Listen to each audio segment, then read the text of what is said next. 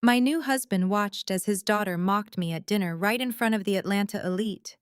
When I tried to speak, he cut me off and told me I had absolutely no say in his house.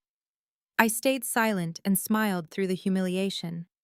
But that night, I made one quiet decision, and by morning, everything had changed. My name is Camille. I am 36 years old, and somehow still healing from wounds my husband and his family inflicted. As a successful venture capitalist, I hid my true wealth to protect myself, but maintained a modest facade. Last Saturday, they hosted a massive birthday dinner.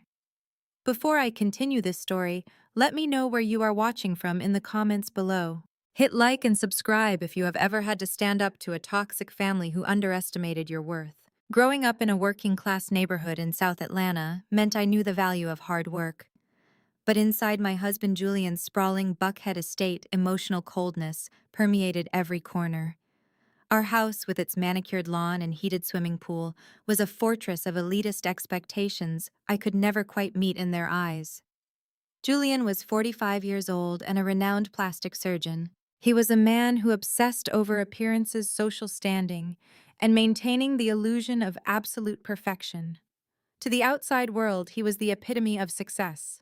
To me, he was a man slowly drowning in his own arrogance. Julian's 20-year-old daughter, Brielle, was the crown jewel of his life. She was a young woman who had been handed everything on a silver platter and possessed zero gratitude. She called herself a startup founder and a social media influencer, but her entire lifestyle was funded by her father. She drove a luxury European car, wore clothes that cost more than most people made in a month, and treated everyone around her like hired help. Then there was Yvonne, Julian's older sister.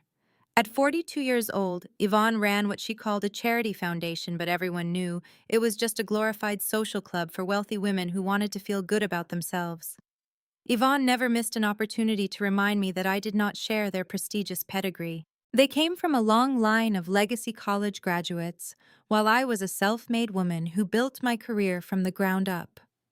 To them, I was just a low-level financial clerk who had somehow tricked a top-tier surgeon into marriage. They had absolutely no idea that my modest job title was a cover. I am the founder and chief executive officer of a highly lucrative venture capital firm that specializes in acquiring distressed debt through anonymous corporate entities. The conflict began on a humid Saturday evening. Julian was hosting a lavish dinner party to celebrate Brielle turning 20. He had hired a private chef, a string quartet, and bartenders to serve his distinguished guests. The dining room was filled with local politicians, hospital administrators, and wealthy real estate developers. Crystal chandeliers cast a warm glow over the mahogany table, and expensive champagne flowed freely. I had spent the entire week helping the event planners organize the evening, making sure every detail was flawless. When the time came for gifts, the room grew quiet. Guests presented Brielle with designer handbags, rare perfumes, and envelopes filled with cash. She accepted each gift with practiced entitlement, barely offering a word of thanks. When it was my turn, I handed her a small, beautifully wrapped velvet box. I had spent weeks tracking down a vintage limited edition watch that I knew she had been admiring in magazines. It was an elegant, understated piece that cost a small fortune. Brielle took the box and opened it slowly. She stared at the watch for a long moment, and then her upper lip curled into a sneer of pure disgust. She held the box up so the entire room could see it. She laughed a sharp, mocking sound that echoed off the high ceilings. "What is this supposed to be?" Brielle asked loudly. "I guess this is what happens when a gold digger in Zara tries to buy something nice. You are just a low-level desk clerk, Camille. Stop trying to fit into a world you do not belong in. This looks like something you bought at a discount store." The dining room went completely silent. The string quartet stopped playing. Over 40 guests stared at me, their faces a mixture of shock and uncomfortable amusement. My face burned with humiliation. I had gone out of my way to find something she would cherish, and she was using it as an opportunity to degrade me in front of the most influential people in the city. I took a deep breath, keeping my voice low and steady. "Brielle, I just thought you would appreciate the history behind that timepiece. It is a very rare model, and I wanted you to have something special for your birthday." Before Brielle could respond, Julian slammed his heavy hand down on the mahogany dining table. The crystal wine glasses rattled violently. The sound was so loud it made several guests jump in their seats. He turned his chair to face me, his eyes dark with fury. "Keep your mouth shut, Camille." Julian ordered, his voice carrying a dangerous edge. "In my house, my daughter speaks her mind. If she says your gift is cheap and insulting, then it is cheap and insulting. You have no say here. Do not ever disrespect my daughter in front of my guests again." I sat frozen, unable to process the sheer cruelty of his words. My husband, the man who had promised to protect and honor me, was publicly stripping away my dignity to appease a spoiled child. He had reduced me to a voiceless spectator in my own marriage. Yvonne, who was seated directly across from me, took a slow sip of her champagne and smiled. She leaned back in her chair, looking at me with absolute contempt. "You really cannot buy class." Julian, Yvonne said, her voice dripping with poison. "You can put her in a nice dress and bring her to a nice neighborhood, but she still has a poverty mindset. She just does not understand our pedigree. She should be grateful we even let her sit at this table." Several of Julian's friends nodded in agreement, whispering among themselves. They were feeding off my humiliation, enjoying the spectacle of the outsider being put back in her place. They saw a weak, powerless woman who had overstepped her bounds. They expected me to cry, to cause a scene, or to run out of the room in shame. That is what a broken person would do. But I was not broken. I was calculating. I looked at Brielle, who was smirking triumphantly. I looked at Yvonne, who was swirling her expensive wine with a look of supreme satisfaction. And finally, I looked at Julian, my husband, who sat at the head of the table like a king defending his castle. I slowly picked up my linen napkin and wiped the corners of my mouth. I folded the napkin perfectly and placed it on the table. Then I looked directly into Julian's eyes and gave him a flawless, warm smile. "You are absolutely right, Julian," I said, my voice completely calm and devoid of any emotion. "It is your house, and I apologize for overstepping. Happy birthday, Brielle." I picked up my water glass, took a polite sip, and calmly continued eating my dinner as if nothing had happened. The guests looked disappointed that I had surrendered so easily. Julian puffed out his chest, looking incredibly pleased with his display of dominance. The string quartet resumed playing, and the party returned to its festive atmosphere. They thought they had won. They thought they had successfully reminded me of my place at the bottom of their social hierarchy. But as I sat there chewing my food, I felt a deep, cold sense of satisfaction spreading through my chest. Julian was a proud man who loved to boast about his wealth and his massive $3 million estate. He loved telling everyone that he was the master of his domain. But my arrogant husband was hiding a massive secret from his prestigious friends and his spoiled family. Julian's private medical clinic had been quietly failing for the past 3 years. He had taken out massive loans to fund Brielle's luxurious lifestyle and Yvonne's fake charity events. He had mismanaged his finances so poorly that the bank had initiated foreclosure proceedings on this very mansion 2 years ago, right before we got married. He had kept this completely hidden from me, assuming I was too uneducated to ever understand his complex financial documents. But Julian did not know who I really was. He did not know that my anonymous venture capital firm specialized in acquiring high-value distressed properties from major banks. When I discovered his financial ruin through my corporate network, I did not confront him. Instead, I used one of my shell companies to quietly purchase the debt from his bank. Julian thought he had silenced a helpless wife. He thought he was putting me in my place in his house. He had absolutely no idea that the woman sitting quietly at the end of his table, holding a glass of sparkling water, was the sole legal owner of the property. I held the deed to his house. I held the mortgage to his failing clinic. I held the keys to his entire manufactured existence. He had just publicly humiliated his actual landlord. I smiled as I watched him laugh and drink with his friends. Let them enjoy the expensive wine and the crystal chandeliers. Let Brielle enjoy her moment of cruelty. Let Yvonne toast to their imaginary pedigree. They were dancing on the deck of a sinking ship. I did not need to scream or cry or defend myself.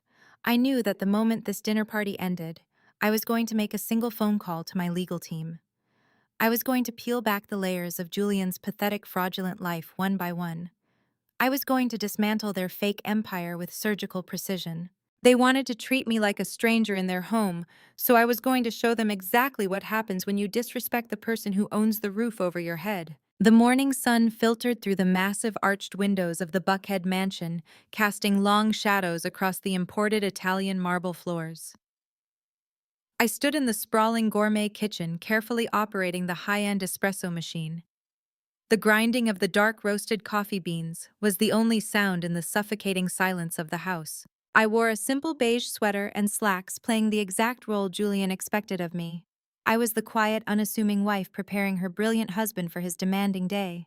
Julian walked into the kitchen, adjusting the cuffs of his custom-tailored suit. He smelled of expensive cologne and misplaced arrogance. He did not say good morning. He simply walked over to the marble island and tapped his fingers against the pristine surface, waiting for his drink. I placed the steaming espresso cup in front of him with a polite, practiced smile. "We need to have a serious conversation about your behavior last night," Camille Julian said without looking at me. He took a slow sip of his espresso and sighed heavily, as if my very existence was a burden he was forced to carry. "You embarrassed me in front of my colleagues. You embarrassed Brielle on her birthday. You need to understand the social ecosystem you have married into. We represent Black excellence in this city. I am a top-tier plastic surgeon. People look up to me. They look up to my family. When you hand my daughter a cheap trinket and then try to argue with her, you make us all look common." I kept my hands neatly folded in front of me. I listened to his condescending lecture without breaking eye contact. "You were nobody before you met me," Julian continued, his voice dropping to a harsh, patronizing whisper. "You were a low-level financial consultant living in a tiny apartment. I elevated you. I gave you this beautiful home. I gave you access to the elite circles of Atlanta. All I ask in return is that you respect our pedigree and learn your place." Yvonne was right last night. You still operate with a poverty mindset. You need to fix it, or we are going to have a very serious problem. I looked at the man I had married. He was so completely detached from reality that he actually believed his own delusions. He honestly thought he was my savior. He had absolutely no idea that I could buy and sell his entire net worth before my morning coffee got cold. "You are right, Julian," I said, my voice soft and submissive. "I apologize for causing a scene last night. I will try harder to understand your family standards. I just want to make you proud." Julian smirked, his ego successfully stroked. He reached out and patted my cheek exactly the way one might praise a disobedient pet that had finally learned a new trick.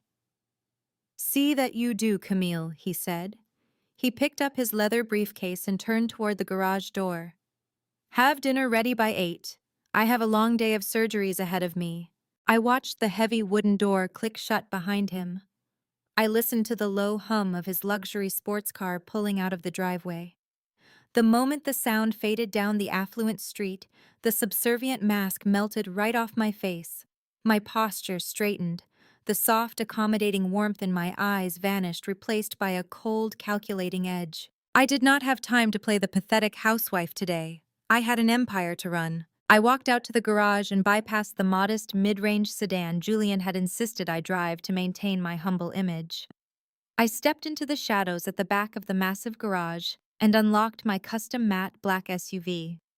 It was a vehicle designed for security and speed completely untraceable to my personal name. The drive from the Buckhead estate to downtown Atlanta took less than 20 minutes. I bypassed the flashy glass skyscrapers where Julian and his friends loved to lease office space. Instead, I pulled into the secure underground parking garage of a brutalist, heavily fortified building. There were no massive signs or flashy logos on the exterior.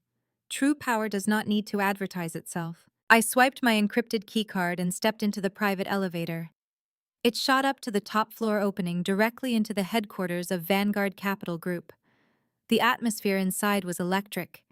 Analysts in sharp suits moved quickly across the trading floor. Massive digital boards displayed global market shifts, acquisition targets, and debt portfolios. This was my world. My brother Desmond was already waiting for me in my corner office. Desmond was 38 years old and built like a linebacker. He was the founder and operator of one of the largest logistics and supply chain empires in the Southeast. Like me, he despised the fake posturing of the Atlanta elite. We grew up protecting each other in the harsh neighborhoods of the South Side, and we had built our respective fortunes through sheer ruthless determination. Desmond was standing by the floor-to-ceiling windows looking out over the city skyline. He turned around as I walked in and tossed my designer coat onto the leather sofa. His jaw was clenched tight. He already knew about the dinner party.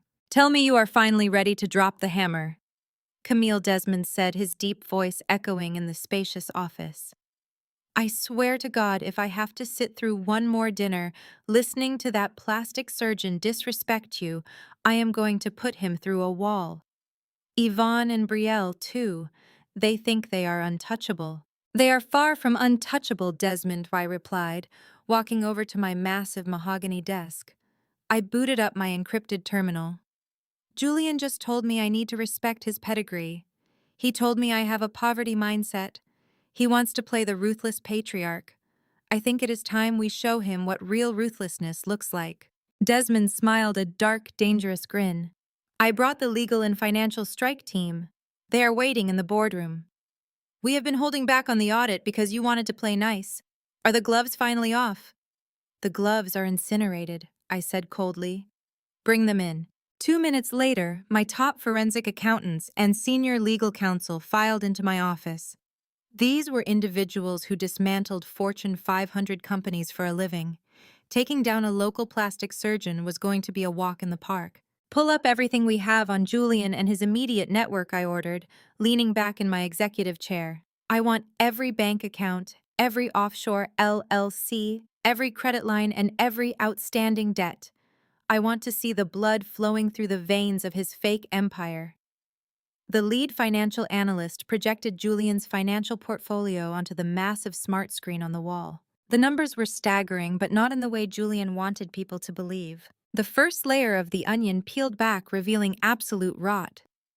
"As we suspected, his private clinic is bleeding cash at an alarming rate," the analyst explained, pointing to a series of steep red graphs. "He has been taking out high-interest business loans just to cover his basic payroll. Furthermore, we uncovered 3 separate medical malpractice lawsuits that he settled out of court quietly. Those settlements drained his primary operational reserves over a year ago." "And his medical equipment?" Desmond asked, crossing his arms. "All leased," the analyst confirmed. "He does not own a single laser or surgical table in that facility. In fact, he is 90 days delinquent on the lease payments for his most expensive machinery. The vendors are preparing to repossess the equipment by the end of the month." I stared at the screen, analyzing the data with clinical detachment. Julian was projecting the image of a titan while standing on a foundation of quicksand. He was funding Yvonne's ridiculous charity galas and Brielle's shopping sprees with money that did not exist. "What about his personal assets?" I asked. The senior legal counsel stepped forward, handing me a thick manila folder. "This is where it gets truly insidious, Camille. We monitored his communications and calendar events through the corporate surveillance protocols you authorized. Julian has not just been struggling, he has been planning an exit strategy." I opened the folder. Inside were photographs, surveillance logs, and printed email transcripts. "Julian has held 5 secret meetings over the past 3 weeks with a team of aggressive, high-profile divorce attorneys," the lawyer explained. "He is actively moving small amounts of hidden cash into offshore accounts under his sister Yvonne's name. His legal strategy is clear. He plans to file for a sudden at-fault divorce within the next 60 days. He is fabricating evidence to claim you have been financially negligent and unfaithful. His goal is to blindside you, lock you out of the banking systems completely, and leave you penniless while shielding what little assets he has left under his family's names." A heavy silence fell over the office. Desmond gripped the edge of my desk, his knuckles turning white. "He is trying to destroy you, Camille. He is trying to throw you out on the street so he can save his own skin." I looked down at the transcripts of Julian's emails. He had written to his divorce lawyer discussing how easy it would be to crush me in court because I lacked the resources to fight a prolonged legal battle. He called me a naive liability. He wrote that getting rid of me would be the perfect way to clear his debts and start fresh. He was not just an arrogant fool clinging to a fake social status. Julian was an active, calculating predator. He had smiled in my face, drank the espresso I made for him, and patted my cheek while secretly plotting my absolute ruin. He wanted to leave me with nothing. I closed the manila folder and set it down on my desk. I did not shed a tear. I did not raise my voice. The betrayal did not break my heart, it merely eliminated the last shred of mercy I had left for him. Julian wants to play a game of financial warfare, I said, my voice echoing with terrifying absolute calm. He thinks he is playing against a naive housewife. He does not realize he just declared war on a sovereign financial institution. I looked up at my strike team. Desmond was watching me closely, waiting for the command. Freeze the secondary accounts, I ordered. Trace every single dollar he transferred to Yvonne. I want to know exactly how Brielle is paying for her lifestyle. Dig into the foundation of his clinic. By the time I am done with Julian, he will not even own the scrubs on his back. Let them dig their graves. We will supply the shovels. I left the heavily fortified headquarters of Vanguard Capital and drove to my second office. To maintain my cover as a mid-level financial consultant, I leased a modest glass-walled workspace in a generic corporate park on the edge of the city. It was a perfectly boring environment, complete with cheap laminate desks and beige carpets. Julian and his family believed I spent my days here crunching numbers for middle-class clients. They had no idea this space was nothing more than a carefully constructed stage set. I had barely sat down at my decoy desk when the glass door swung open. Yvonne walked in carrying the distinct scent of expensive perfume and unearned superiority. She wore a tailored tweed suit and carried a luxury bag that I knew Julian had paid for with fraudulent funds. She did not knock. She did not greet the receptionist in the outer hall. She simply marched into my workspace and looked around with an expression of profound disgust. Yvonne ran a manicured finger along the edge of my laminate desk and visibly grimaced at the lack of mahogany. I stood up, feigning surprise and mild intimidation. I asked her what brought her to my side of town on a Tuesday morning. Yvonne sighed and dropped her designer bag onto the only guest chair in the room. She looked at me with cold, calculating eyes. She said she came under the guise of family bonding, but her tone made it clear this was a hostile takeover. She crossed her arms and began pacing the small office. She told me that my behavior at Brielle's birthday dinner was unacceptable. She said that while Julian was a patient man, she was not. Yvonne prided herself on being the gatekeeper of their family's social standing. She reminded me for the 100th time about her prestigious pedigree. She spoke of her grandmother who had founded a chapter of an elite sorority. She boasted about their generations of college graduates and their deep entrenched roots in Atlanta's high society. "You do not understand how things work in our world, Camille," she said, her voice dripping with venom. "You crawled your way up from the dirt. You think because you work hard and balance a few spreadsheets that you are suddenly our equal. You are not. Black excellence is not just about making a paycheck. It is about lineage. It is about the right connections, the right charities, the right bloodlines. You embarrassed us last night because you do not know how to play the game. You lack the refinement that only generations of wealth can provide." I kept my expression perfectly anxious. I widened my eyes and lowered my shoulders, shrinking myself to feed her massive ego. I apologized and asked her how I could make things right. I told her I just wanted to be accepted by the family. Yvonne stopped pacing and smiled. It was the smile of a predator circling wounded prey. She told me that acceptance in their world came with a steep price of admission. She explained that she was hosting her annual charity gala next month. It was an exclusive event that Julian always funded generously. But since I had caused such a scene, she decided that I needed to make a personal contribution to smooth things over with their social circle. She demanded a donation of $50,000. Yvonne stood there waiting for my reaction. $50,000 was a massive sum for a standard financial clerk. It was likely every penny of savings she assumed I possessed. She was intentionally trying to bankrupt my fake persona to assert her dominance. I gasped and brought a hand to my mouth, playing the role of a terrified wife perfectly. I stammered and told her that $50,000 was my entire life savings. I begged her to reconsider. I told her I had worked for years to put that money aside for emergencies. Yvonne leaned across the cheap laminate desk, invading my personal space. She looked down her nose at me with absolute contempt. She said that being married to a surgeon of Julian's caliber was my emergency fund. She told me that if I did not make this donation, she would personally ensure that Julian divorced me before the end of the year. She threatened to drag my name through the mud and exile me from every respectable establishment in Atlanta. What you need to understand, Camille, is that my brother can replace you tomorrow. Yvonne whispered, her tone sharp and threatening. You are a placeholder.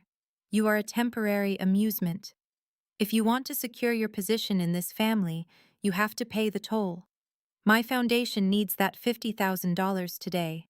Consider it an investment in your marriage. Buy your way into our circle or pack your cheap clothes and go back to the slums you came from. While she delivered her elitist ultimatum, my right hand was resting casually on my desk pad.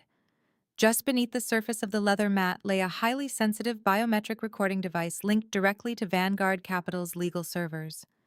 I had activated it the moment Yvonne stepped through the door. Every threat, every mention of her fraudulent charity, every extortion attempt was being captured in crystal-clear, high-definition audio and uploaded directly to my legal team. I let a few tears well up in my eyes. I let my voice shake. I looked at her with pure manufactured desperation. I told her that I would do whatever it took to keep my husband and be accepted by her prestigious family. Yvonne laughed a dry, bitter sound. She told me to stop crying because it made me look even more pathetic. She handed me a gold-embossed pen and demanded I write the check immediately. She specified that it needed to be made out to her personal philanthropic foundation. I opened my desk drawer and pulled out a standard checkbook. This was not a normal checkbook. It was linked to a heavily monitored shell account established specifically for forensic tracking. Any money deposited from this account would act like a digital tracking beacon. It would map every financial artery of the institution it touched. Once Yvonne deposited this check, my team would gain complete visibility into her foundation's banking infrastructure. We would see exactly where her money came from and exactly whose pockets it lined. My hands trembled perfectly as I wrote out the amount. $50,000. I signed my name with the messy, insecure handwriting of the subservient wife they thought I was. I handed the slip of paper across the desk. Yvonne snatched the check from my hand and inspected it closely. Her greedy eyes lit up as she verified the amount and the signature. She folded the check neatly and slid it into her designer bag.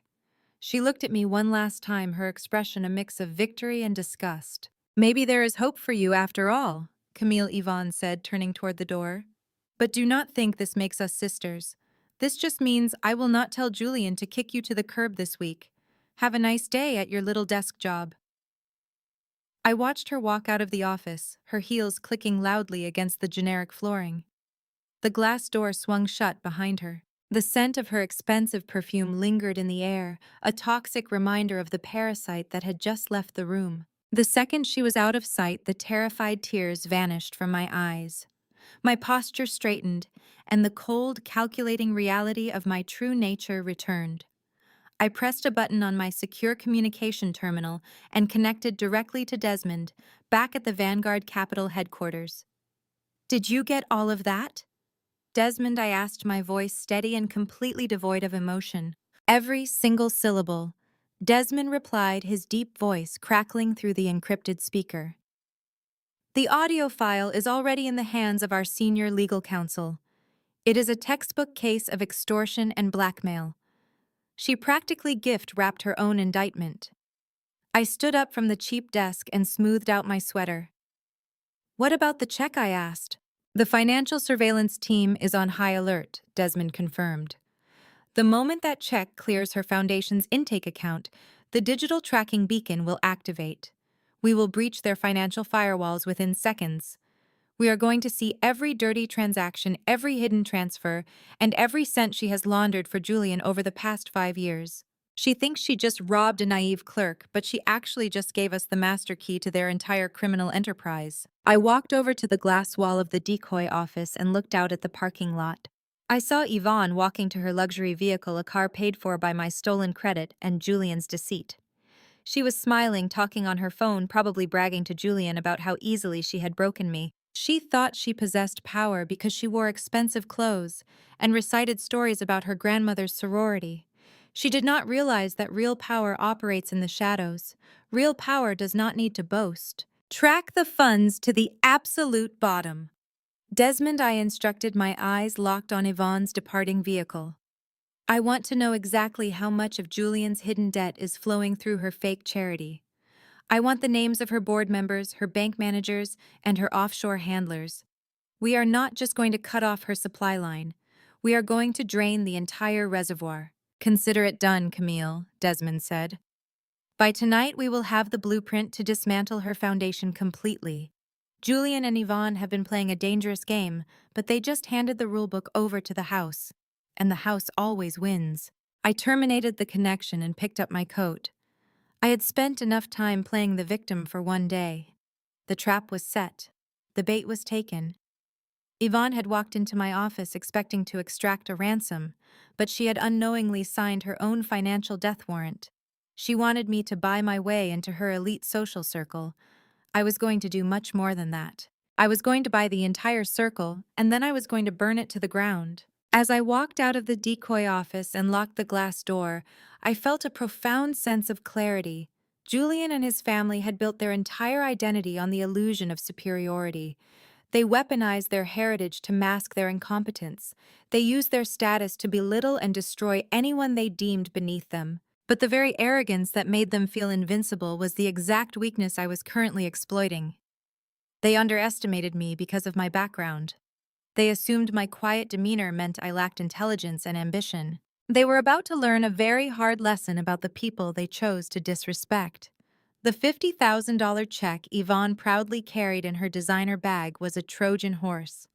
It was a digital virus designed to infiltrate and execute a complete financial takeover. In less than 24 hours, her pristine charity would be flagged by federal authorities. Her bank accounts would freeze. Her legacy would be investigated as a criminal syndicate. I stepped into the elevator and pressed the button for the parking garage. My mind was already moving to the next phase of the operation. Yvonne was just a pawn, a loud, obnoxious pawn, but a pawn nonetheless. The real target was Julian. He was the architect of this betrayal. He was the one who had tried to discard me while living in a mansion I legally owned. The extortion attempt was merely the appetizer. The main course was rapidly approaching, and it was going to be served cold. I reached my matte black SUV and climbed into the driver's seat. The engine roared to life with quiet power. I gripped the leather steering wheel, my knuckles tightening slightly. The first layer of the onion was peeled. The rot was exposed. Now it was time to plunge the knife directly into the core of their fake empire. Let them enjoy their stolen luxury for a few more hours. Tomorrow the storm would break, and I would be the one controlling the lightning. The drive back to Vanguard Capital took less time than usual. I parked the heavy armored vehicle and headed straight for the secure server room where my forensic accounting team operated around the clock. Desmond was already waiting for me. He pointed to a new set of data illuminating the massive digital screens that covered the far wall. We had successfully traced the outflow of Julian's remaining capital. We bypassed his failing clinic and his shady offshore transfers, focusing our undivided attention entirely on his precious daughter, Brielle. Brielle loved to posture online as a self-made entrepreneur. She proudly called herself a startup key opinion leader. She boasted to her hundreds of thousands of followers about her grueling work ethic and her supposedly brilliant investment strategies. She posted daily photographs from first-class airport lounges, luxury desert resorts in Dubai, and reserved tables at the most exclusive clubs in the world. Julian always praised her relentless ambition to his wealthy friends. He told anyone who would listen that she was building a massive cosmetic empire from the ground up. I instructed the lead data analyst to open the internal financial records for her supposed company. The screen flashed a bright green and then an aggressive red as the spreadsheets populated with the raw data. The analyst looked at me with a very grim expression. There was absolutely no company. Brielle had registered a basic limited liability corporation 3 years ago, but the entity had never generated a single dollar of legitimate revenue. She sold no physical products. She offered no actual services. She had no real clients. Her entire business was a phantom construct designed solely to justify her exorbitant daily spending. The money she flaunted online was not the result of entrepreneurial success. It was a direct pipeline of stolen funds. I stepped closer to the glowing monitors, analyzing the complex transaction histories. If Julian's private clinic is essentially bankrupt and Yvonne is actively laundering what little cash remains, where exactly is Brielle getting the massive capital to drop $20,000 on a single shopping trip in Paris? The senior analyst typed a rapid sequence of commands and a new set of documents appeared on the main screen. These were detailed credit card statements, loan approvals, and high-yield private banking profiles. Desmond crossed his muscular arms, his dark eyes narrowing sharply as he read the specific names listed on the banking accounts. My stomach dropped violently as the reality of the situation materialized before me. The high-limit accounts did not belong to Julian. They did not belong to Brielle. They belonged to me. Julian had not just enabled his spoiled daughter, he had systematically stolen my identity to fund her absolute delusions. Over the past 2 years, he had used my personal information, my social security number, and my pristine credit history to open 7 massive high-limit credit cards. He had blatantly forged my signature on incredibly strict private banking documents. He had maliciously routed all the physical financial mail to a secure hidden post office box so I would never see the monthly statements arriving. He had even manipulated the digital fraud alerts to bypass my personal cell phone completely. I stared at the staggering red numbers on the screen.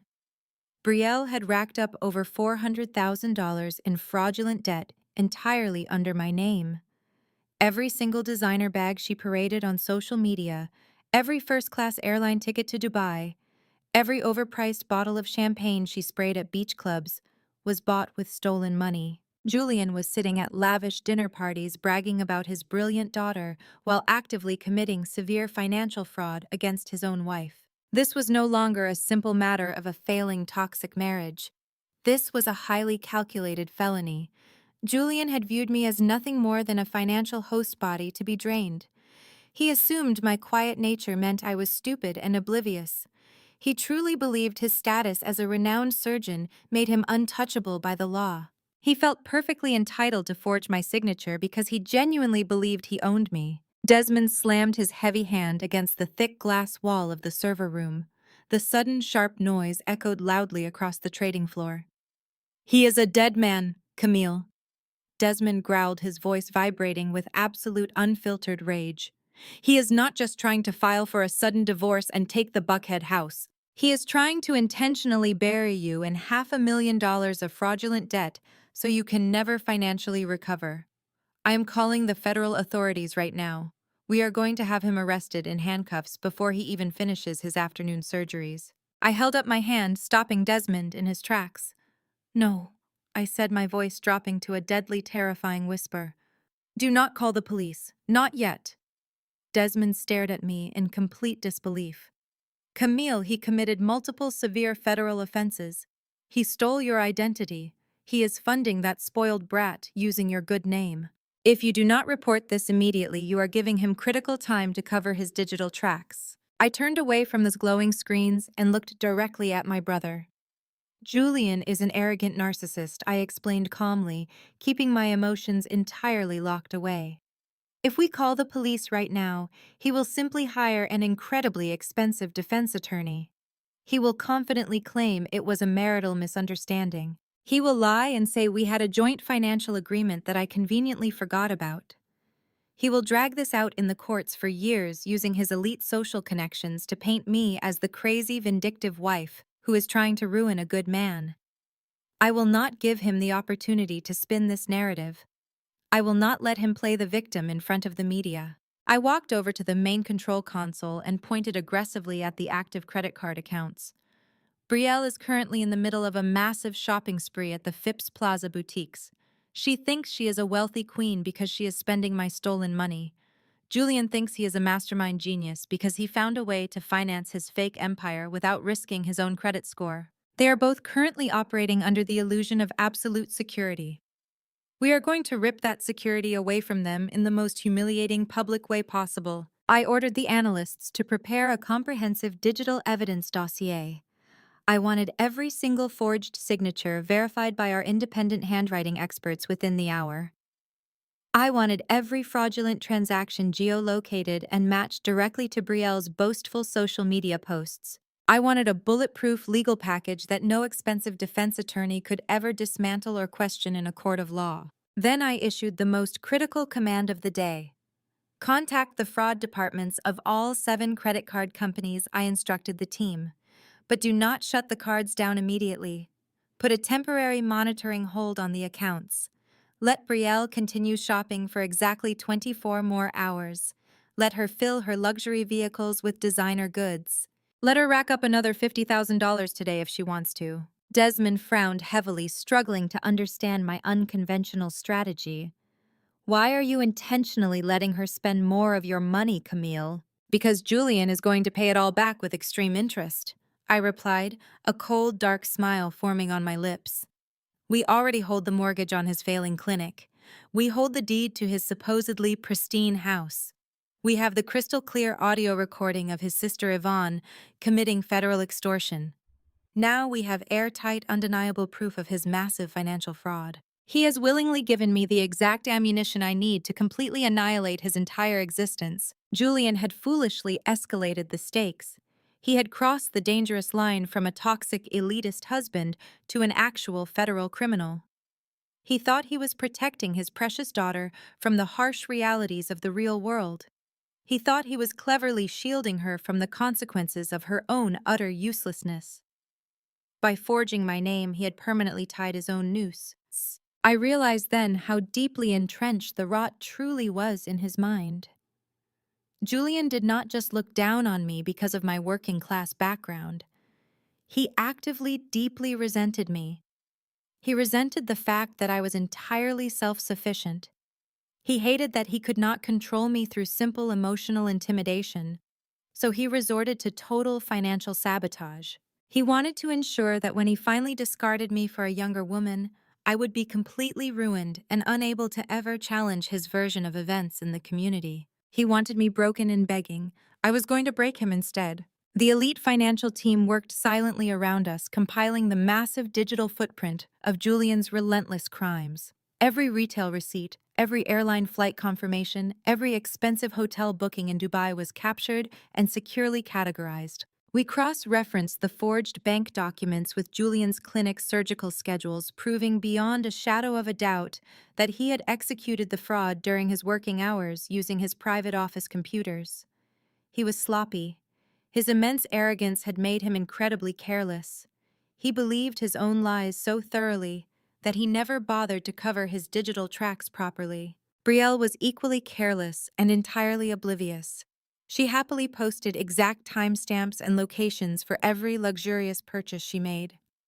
She literally documented her father's ongoing felonies for her thousands of followers to see. She bragged aggressively about her limitless capital and her brilliant investment returns, while tagging the exact designer boutiques where she was actively swiping stolen credit cards.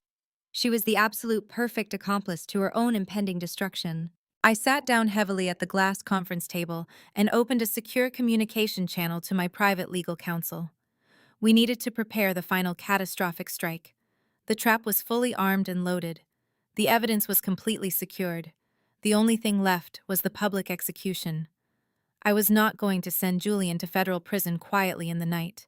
I was going to violently dismantle his entire reputation in front of the very people he had spent his entire life trying to impress. He desperately wanted to be the undeniable king of Atlanta society. He wanted to be the untouchable elite surgeon with the perfect, flawless family. I was going to let him stand on that golden pedestal one last time. I was going to let him deliver his arrogant speeches and bask in the loud applause of his wealthy peers. And then I was going to pull the entire floor out from under him. Desmond watched me from across the room, his initial anger slowly transforming into a dark, quiet respect. He knew the distinct look in my eyes. He had seen it many years ago when we were fighting our way out of poverty on the South Side. It was the absolute look of uncompromising resolve. "You are going to burn his whole world down," Desmond stated, simply a hint of awe in his voice. I am going to completely erase his legacy, I corrected him, my tone dropping to a whisper. Julian wanted to show me my place. Tomorrow night I will show him his. I remained in the secure server room long after the financial analysts had finished compiling the initial evidence dossier.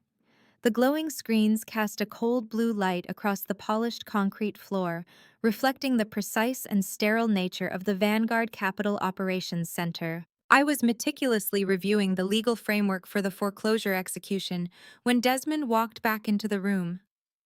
He had briefly stepped out to take a secure call from one of his logistics contacts in the city.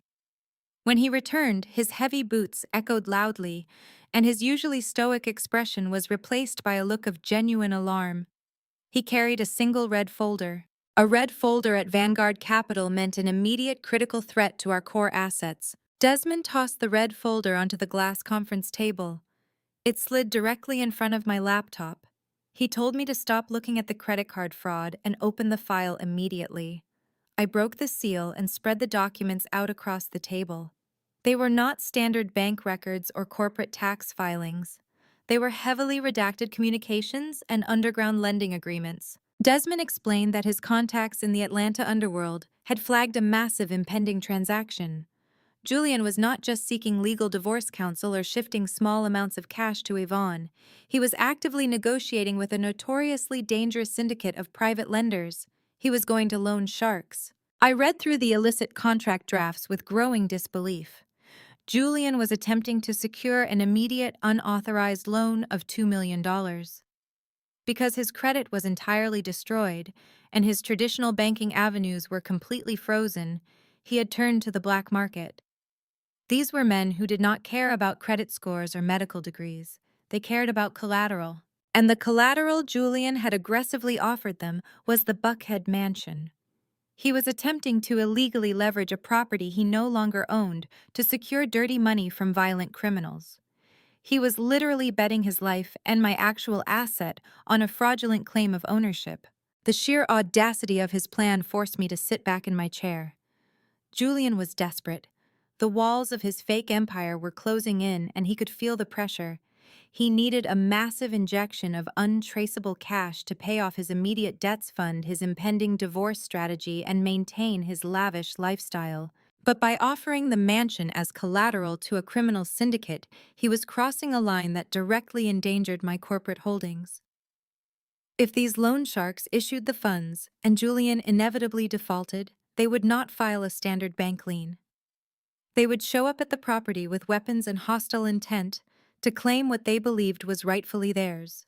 They would be showing up at my property. Desmond leaned over the table, pointing a thick finger at the signature line on the drafted contract. He has already scheduled the final sign-off for tomorrow afternoon, Desmond warned, his voice rumbling with tension. He plans to meet their representatives at a secure location downtown to finalize the transfer. Camille, this is no longer just white-collar financial fraud. Julian is bringing violent organized crime directly to your doorstep. If he signs this paper, they will place an underground claim on the estate.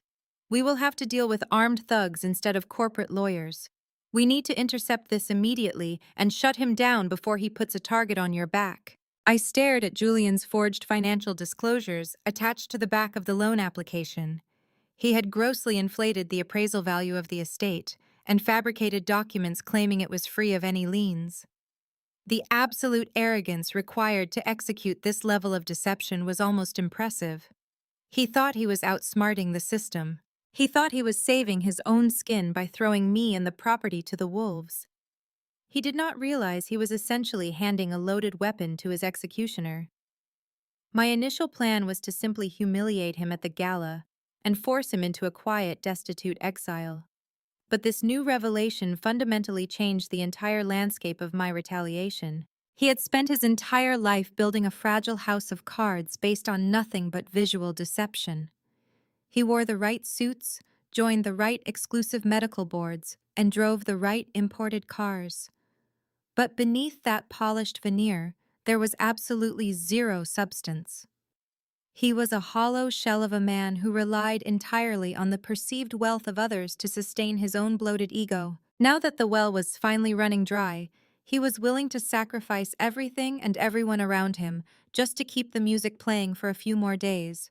It was pathetic, but it was also incredibly dangerous. Julian was no longer just a toxic husband or a pathetic scammer trying to fund his spoiled daughter. He was an active, dangerous parasite that threatened to infect my legitimate business empire with underworld violence. I could not just cut him off. I had to completely and utterly destroy his ability to ever function in this city again. I had to make him radioactive. If I simply stopped the meeting tomorrow, he would just find another desperate avenue to secure the funds. He would keep scurrying around in the dark trying to leverage assets he did not possess. I needed to trap him in a corner where the only exit was total public surrender. I closed the red folder and slid it back toward Desmond. I did not feel fear. I did not feel panic. The cold, calculating logic that had built Vanguard Capital took complete control of my mind. I instructed Desmond not to intercept the meeting. I told him to let Julian go downtown tomorrow afternoon. I wanted Julian to sit in that room with those dangerous men. I wanted him to look them in the eye and sign his name on that fraudulent contract. I wanted him to legally and willingly bind himself to a $2 million debt that he could never possibly repay. Desmond looked at me as if I had lost my mind. He argued that allowing Julian to sign the contract would immediately jeopardize the Buckhead property. He reminded me that these loan sharks did not play by corporate rules. I held up my hand and silenced his protests. I explained the trap. The loan sharks require 24 hours to process the transaction and wire the untraceable funds to Julian's offshore accounts. They will not execute the cash transfer the exact second he signs the paper.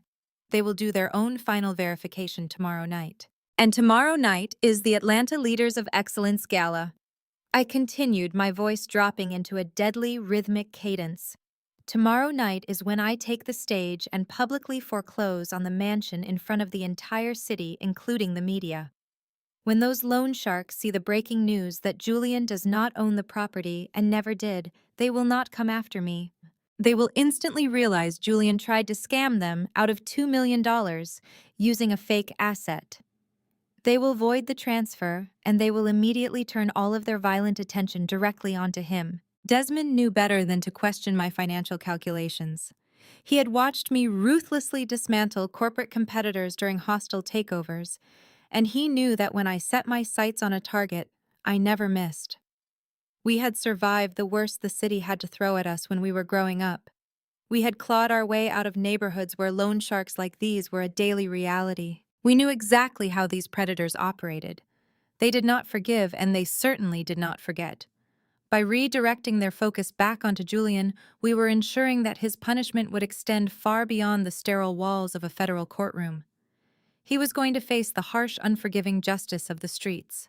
Desmond's eyes widened as the sheer brutality of the strategy dawned on him. I was not just going to embarrass Julian. I was going to intentionally feed him to the wolves he had tried to invite into my home. He had chosen to play in the deep, dark waters of the criminal underworld. I was simply going to remove his life jacket and watch him sink. By the time I finished my speech at the gala, Julian would be facing federal fraud charges, public humiliation, absolute bankruptcy, and the wrath of a highly dangerous criminal syndicate. We are done playing defense. Desmond, I said, standing up from the conference table and smoothing out my slacks. Julian wants to act like a ruthless titan of industry. He wants to leverage properties and forge documents to protect his fake pedigree. He thinks he is a predator, but he is nothing more than a desperate, cornered rat. Let him have his meeting tomorrow. Let him sign his life away in blood. Desmond grinned, a slow, terrifying smile spreading across his face. He picked up the red folder and tucked it under his massive arm. He finally understood the absolute finality of my plan. Julian was digging a hole so deep he would never see the sunlight again. Let them dig their own graves, I commanded softly, while watching the glittering Atlanta skyline through the massive glass windows. We will gladly supply all the heavy steel shovels for them. That evening, I returned to the Buckhead estate before Julian arrived. The massive house was quiet and still, holding its breath for the storm that was rapidly approaching. I changed out of my corporate attire and slipped into a soft cashmere lounge set, carefully reassembling the mask of the submissive, unassuming wife. I went to the gourmet kitchen and began preparing a light dinner of pan-seared sea bass and roasted asparagus. The aroma of garlic and fresh herbs filled the massive room, providing a domestic illusion that perfectly concealed the financial execution I had orchestrated just hours prior. I heard the heavy rumble of Julian's sports car pulling into the massive driveway. The heavy oak front door clicked open and his custom leather shoes echoed sharply against the imported Italian marble floor of the foyer. Julian walked into the kitchen with a remarkably different energy than he had displayed that morning. Gone was the harsh, patronizing dictator who had commanded me to respect his pedigree. In his place stood the charming, charismatic plastic surgeon who knew exactly how to manipulate his wealthy clients. He carried a large bouquet of expensive white orchids and a bottle of vintage red wine. He set the flowers on the marble island and walked over to me, wrapping his arms around my waist from behind. He kissed my cheek gently and let out a long, dramatic sigh, as if he were just a weary, hard-working man seeking comfort in the arms of his devoted wife. "I am sorry about this morning, Camille," Julian murmured, his voice perfectly modulated to convey deep, fake sincerity. "I have been under an immense amount of pressure at the clinic lately. The stress of maintaining our lifestyle and securing Brielle's future has been weighing heavily on my shoulders. I should not have spoken to you that way. You are my wife and I value you. And I value." I turned around and accepted his embrace, resting my head against his chest. I listened to his steady heartbeat, completely unfazed by his manufactured affection. I knew exactly what this sudden shift in behavior meant. Julian was preparing the ground for an ambush. Predators do not offer flowers unless they are trying to distract you from the trap they have just laid at your feet. "I forgive you, Julian," I said, my voice soft and deliberately fragile. "I know you carry a heavy burden for this family. I just want to support you in whatever way I can." Julian smiled down at me, his eyes gleaming with the satisfaction of a man who firmly believes he is in absolute control. He poured 2 glasses of the vintage red wine and handed one to me. He guided me away from the stove and toward the formal dining table. He told me that dinner could wait because he needed to discuss something important regarding our shared future. We sat down across from each other. The crystal chandelier cast a warm, inviting light over the table, deliberately contrasting with the cold, calculated legal maneuver he was about to execute. Julian reached into his tailored suit jacket and pulled out a thick document bound in a blue legal cover. He slid it across the polished mahogany table until it rested directly in front of me. He took a sip of his wine and maintained a warm, encouraging expression. "My financial advisors and the clinic board of directors had a long meeting today," Julian explained smoothly. "As you know, my medical practice is expanding, and we are taking on new aggressive investors to scale our operations. Because my personal assets are currently tied to the clinic liability structure, the legal team strongly advised that we establish a clear financial boundary to protect our home and our personal wealth from any potential corporate lawsuits. They drafted this post-nuptial agreement simply as a protective measure. It is a standard industry formality." I looked down at the thick document. The bold black letters on the cover page clearly stated it was a binding marital asset relinquishment agreement. Julian was sitting there effortlessly lying to my face. There were no new aggressive investors. There was no expanding medical practice. His clinic was completely bankrupt and facing massive equipment repossessions. He was desperately trying to secure this document to ensure that when he filed for his sudden at-fault divorce, I would be legally blocked from accessing any of his remaining hidden cash or claiming any right to the properties he falsely believed he still owned. I opened the document and began to read through the complex legal jargon. My eyes scanned the dense paragraphs, absorbing the malicious intent hidden behind every single clause. The agreement systematically stripped me of any right to spousal support, alimony, or asset division. It explicitly stated that I would forfeit any claim to the Buckhead estate, the vehicles, the investment accounts, and the clinic revenue. Furthermore, it contained a deeply insidious clause holding me entirely responsible for any debt accrued under my name during the marriage. He was trying to legally bind me to the $400,000 of fraudulent credit card debt he and Brielle had racked up. If I signed this specific document as a standard individual, I would be walking out of this marriage with absolutely nothing but a shattered credit score and a mountain of crushing liabilities.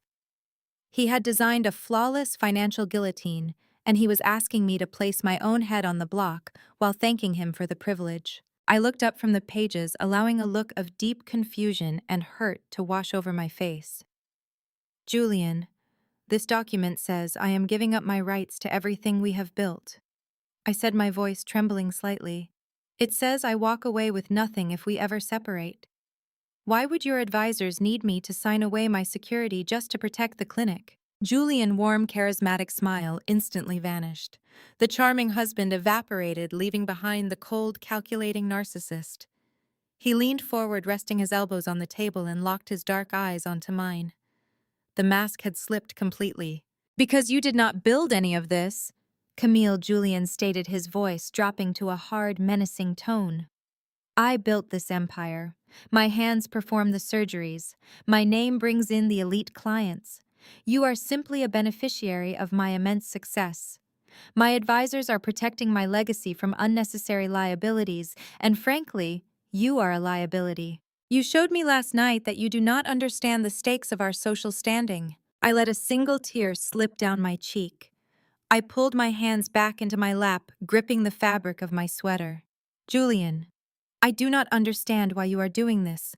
We are supposed to be a team. We are a team, as long as you play your position. Julian countered, his voice devoid of any warmth. Let us be brutally honest for a moment, Camille. You came into this marriage with nothing. You work a meaningless job in a generic office park. If you refuse to sign this agreement to protect my assets, I will have my attorneys file for an immediate divorce tomorrow morning. I will lock you out of all the banking accounts. I will cancel your credit cards. I will have security remove you from this estate, and you will be back on the street, living in a tiny apartment before the weekend is over. You will have absolutely nothing without me. Do not force me to destroy you over a simple legal formality. He delivered the ultimate threat with terrifying ease. He was fully prepared to discard me like a piece of broken medical equipment. He truly believed he held all the power in the room. He thought his aggressive ultimatum would crush my spirit and force my immediate surrender. I let a soft sob escape my lips. I brought my hands up to cover my face, playing the role of the defeated, terrified wife to absolute perfection. I let my shoulders shake as I wept silently. Julian sat back in his chair, taking a slow, victorious sip of his red wine. He watched me break down with a look of supreme, arrogant satisfaction. He thrived on breaking people. He loved the feeling of absolute domination. After a long, agonizing minute, I lowered my hands. I wiped the tears from my cheeks with trembling fingers. I looked at him with wide, fearful eyes projecting total submission. You are right, Julian, I whispered, my voice cracking perfectly. I am nothing without you. I do not want to lose my home. I do not want to lose our life together. If your advisors say this is necessary to protect the family, I will sign it. Julian smiled a cold, triumphant grin. He pulled a sleek silver fountain pen from his breast pocket and slid it across the polished wood toward me. He pointed a manicured finger at the designated signature lines on the final page of the thick document. Good girl, Camille, he said smoothly. Sign your name and initial the margins. Then we can put this ugly business behind us and enjoy a peaceful dinner. I picked up the silver pen. It felt heavy and cold in my hand. I looked down at the signature line. Julian expected me to sign my legal name exactly as it appeared on our marriage certificate. He expected me to bind myself as an individual citizen to his predatory terms. But Julian did not know the intricacies of elite corporate law. He did not know that 3 years ago, when my venture capital firm structured my anonymous holdings, I had legally filed a specific signature variant with the federal government. I had established a unique proxy signature that legally identified me not as an individual spouse, but as an acting corporate representative of my primary limited liability company. Under the strict statutes of Georgia corporate law, any personal marital document signed using this specific registered corporate proxy was instantly rendered legally void because a corporate entity cannot enter into a personal marital contract. Furthermore, by tricking me into signing a fraudulent marital agreement using my corporate identity, Julian was inadvertently attaching his own name to a document that my legal team could use to drag his entire life into a federal corporate courtroom. He was giving me the exact legal instrument I needed to pierce his remaining veils of privacy. I did not hesitate. I did not pause to reconsider. I placed the silver pen against the crisp white paper and executed the signature. I did not write my standard name. I deployed the precise sweeping loops and sharp angles of my registered corporate proxy signature. To Julian's untrained, arrogant eye, it simply looked like a messy, emotional scrawl of a weeping, defeated woman. To a federal judge, it would read as a lethal corporate death warrant. I flipped through the pages, dropping the specific corporate initials onto every margin he requested. I signed my rights away with absolute zero hesitation because I was signing away rights to assets that belonged to a company I already completely controlled. I was essentially signing a contract with myself to destroy my own husband. I closed the blue legal cover and slid the document back across the mahogany table. I kept my eyes downcast, playing the broken victim until the very last second. Julian snatched the document eagerly. He flipped to the back page and inspected the ink, verifying that the deed was done. His dark eyes lit up with unfiltered, malicious joy. He had successfully secured his exit strategy. He had successfully shielded his imaginary wealth. He had effectively guaranteed my utter ruin. "Thank you, Camille," Julian said, slipping the document back into his tailored jacket. "You made the right choice. Now please go check on the fish. I am starving and I have a very early morning tomorrow." I stood up from the table, keeping my head bowed. I walked slowly back toward the gourmet kitchen, leaving him to bask in the glow of his monumental victory. But the moment my back was turned away from him, the tears instantly stopped. My face hardened into a mask of pure, cold marble. Julian thought he had just secured his freedom and my destruction. He thought he was walking away with the keys to the kingdom.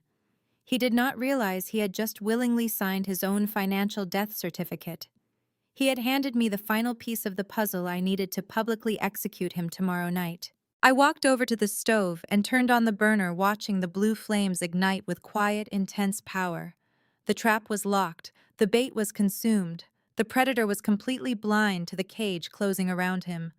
I picked up a wooden spoon and smiled a dark, terrifying smile. Julian wanted to protect his future.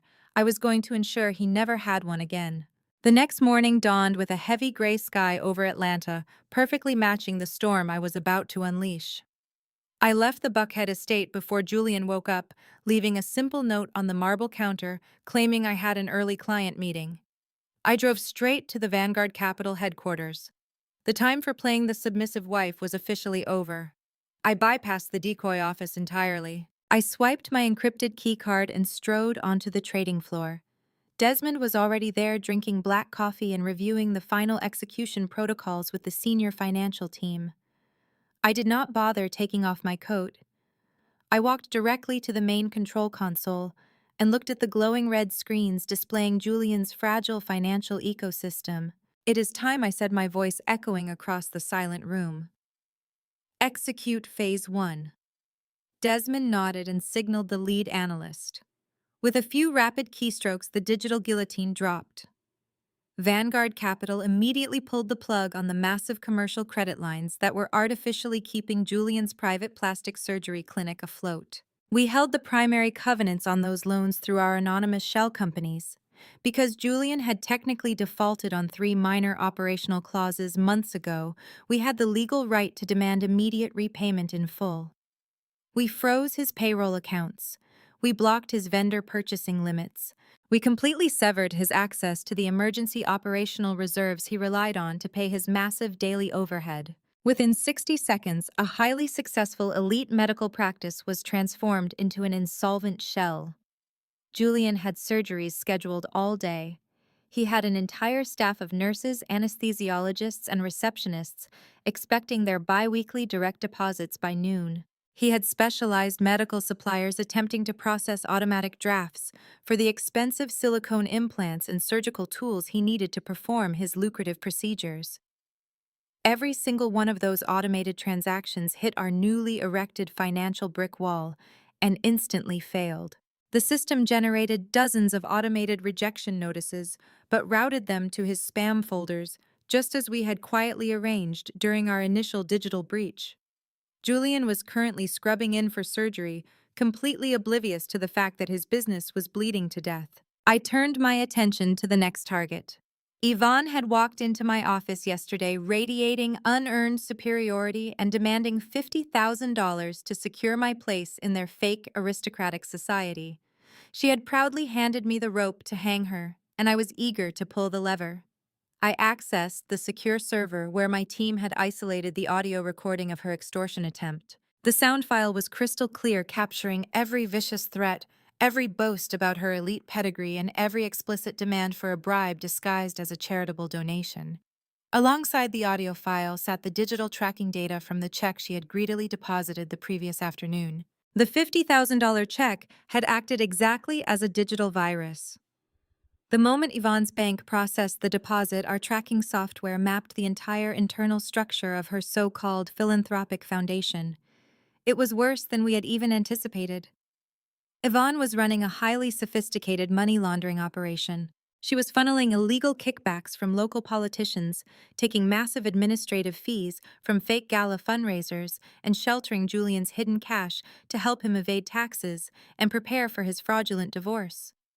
She was using a tax-exempt status to steal from the very community she pretended to uplift. I compiled the audio recording, the mapped financial data, and the indisputable proof of corporate fraud into a massive encrypted digital package. I did not send this to a local police precinct where Yvonne might use her political connections to bury the investigation. I drafted a direct, secure communication to the Internal Revenue Service Criminal Investigation Division and simultaneously copied the Federal Bureau of Investigation Financial Crimes Unit in Atlanta. I attached a brief anonymous cover letter outlining the exact statutes violated and provided the direct routing numbers to her illicit offshore accounts. I pressed send and watched the progress bar hit 100%. Federal agents do not wait when they receive airtight packaged evidence of massive tax fraud and extortion. They move with terrifying speed. Desmond stood next to me, arms crossed, a look of dark satisfaction settling over his face. "You just triggered a federal raid, Camille," he said softly. "By the end of the day, they will freeze every asset tied to her social security number." I looked at the confirmation screen and smiled. Yvonne wanted me to pay a toll to exist in her world. I just ensured she will never be able to afford a cup of coffee in this city again. She weaponized her charity to bully me. Now that same charity will put her in a federal penitentiary. Across the city, the silent chaos began to unfold precisely as I had calculated. Julian emerged from his first successful surgery of the morning, feeling like an absolute king. He stripped off his scrubs, washed his hands, and checked his phone, expecting messages from admiring colleagues or wealthy clients. Instead, he saw a text from Brielle demanding more money for a luxury spa day she had booked with her sorority sisters. Julian smiled indulgently. He opened his banking application to transfer a quick $5,000 from his clinic operational account to the fraudulent credit card he had opened in my name. He typed in the amount and hit confirm. The screen spun for a moment before flashing a bright red error message indicating insufficient funds. Julian frowned, adjusting his designer glasses. He assumed it was a simple banking glitch. He tried the transfer a second time. The same bright red error message appeared, but this time it included a notification that the primary account was locked. Annoyed, Julian dialed his private banking concierge, expecting the manager to immediately resolve the minor inconvenience. The phone rang for a long time. When an agent finally answered, it was a generic customer service representative. The agent informed Julian in a cold voice that all his commercial credit lines had been suspended by the primary lien holder. The agent explained that no funds could be transferred until the outstanding balance of his loans was paid in full. Julian demanded to speak to a supervisor, his voice rising in anger and disbelief. The agent simply stated that the decision was final and abruptly disconnected the call, leaving Julian gripping his phone in escalating terror. 10 miles away in an upscale coffee shop, Yvonne was experiencing her own descent into financial ruin. She was sitting with two wealthy socialites, bragging about her upcoming gala and sipping a customized latte. When the waiter brought the check, Yvonne smoothly handed over her Platinum Corporate Foundation credit card. She continued gossiping, expecting the waiter to return with a receipt for her to sign. Instead, the waiter returned looking deeply uncomfortable and handed the card back, quietly informing her that the transaction had been declined. Yvonne let out a sharp, indignant laugh. She snatched the card back and loudly scolded the young waiter for his broken credit machine. She reached into her designer bag and produced her personal black card, sliding it across the table with extreme arrogance. The waiter walked away, keeping his head down. 5 minutes later, the manager approached the table.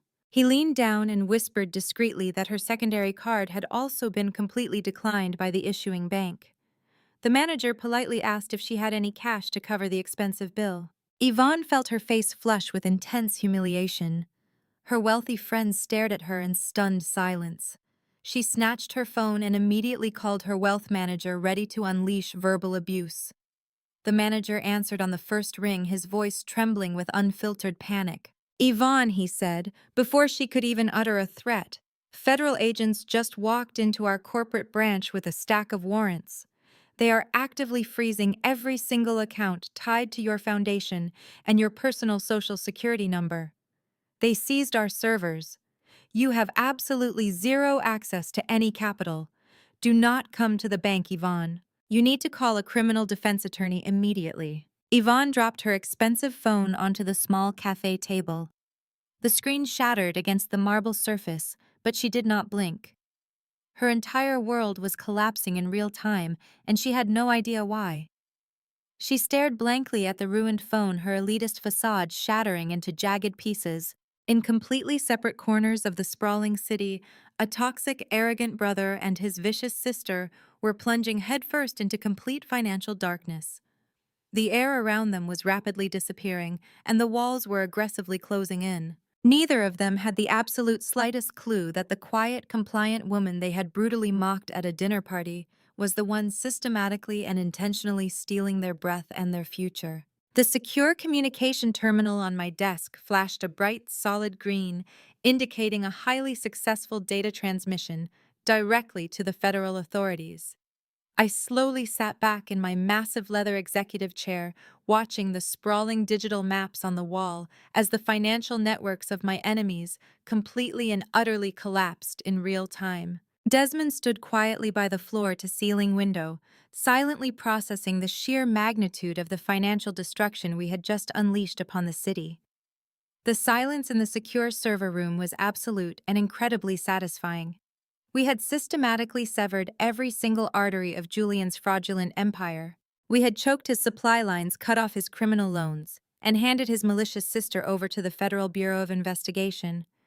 Everything was proceeding flawlessly. Then the harsh, aggressive ringtone of my personal cell phone shattered the quiet atmosphere of the office.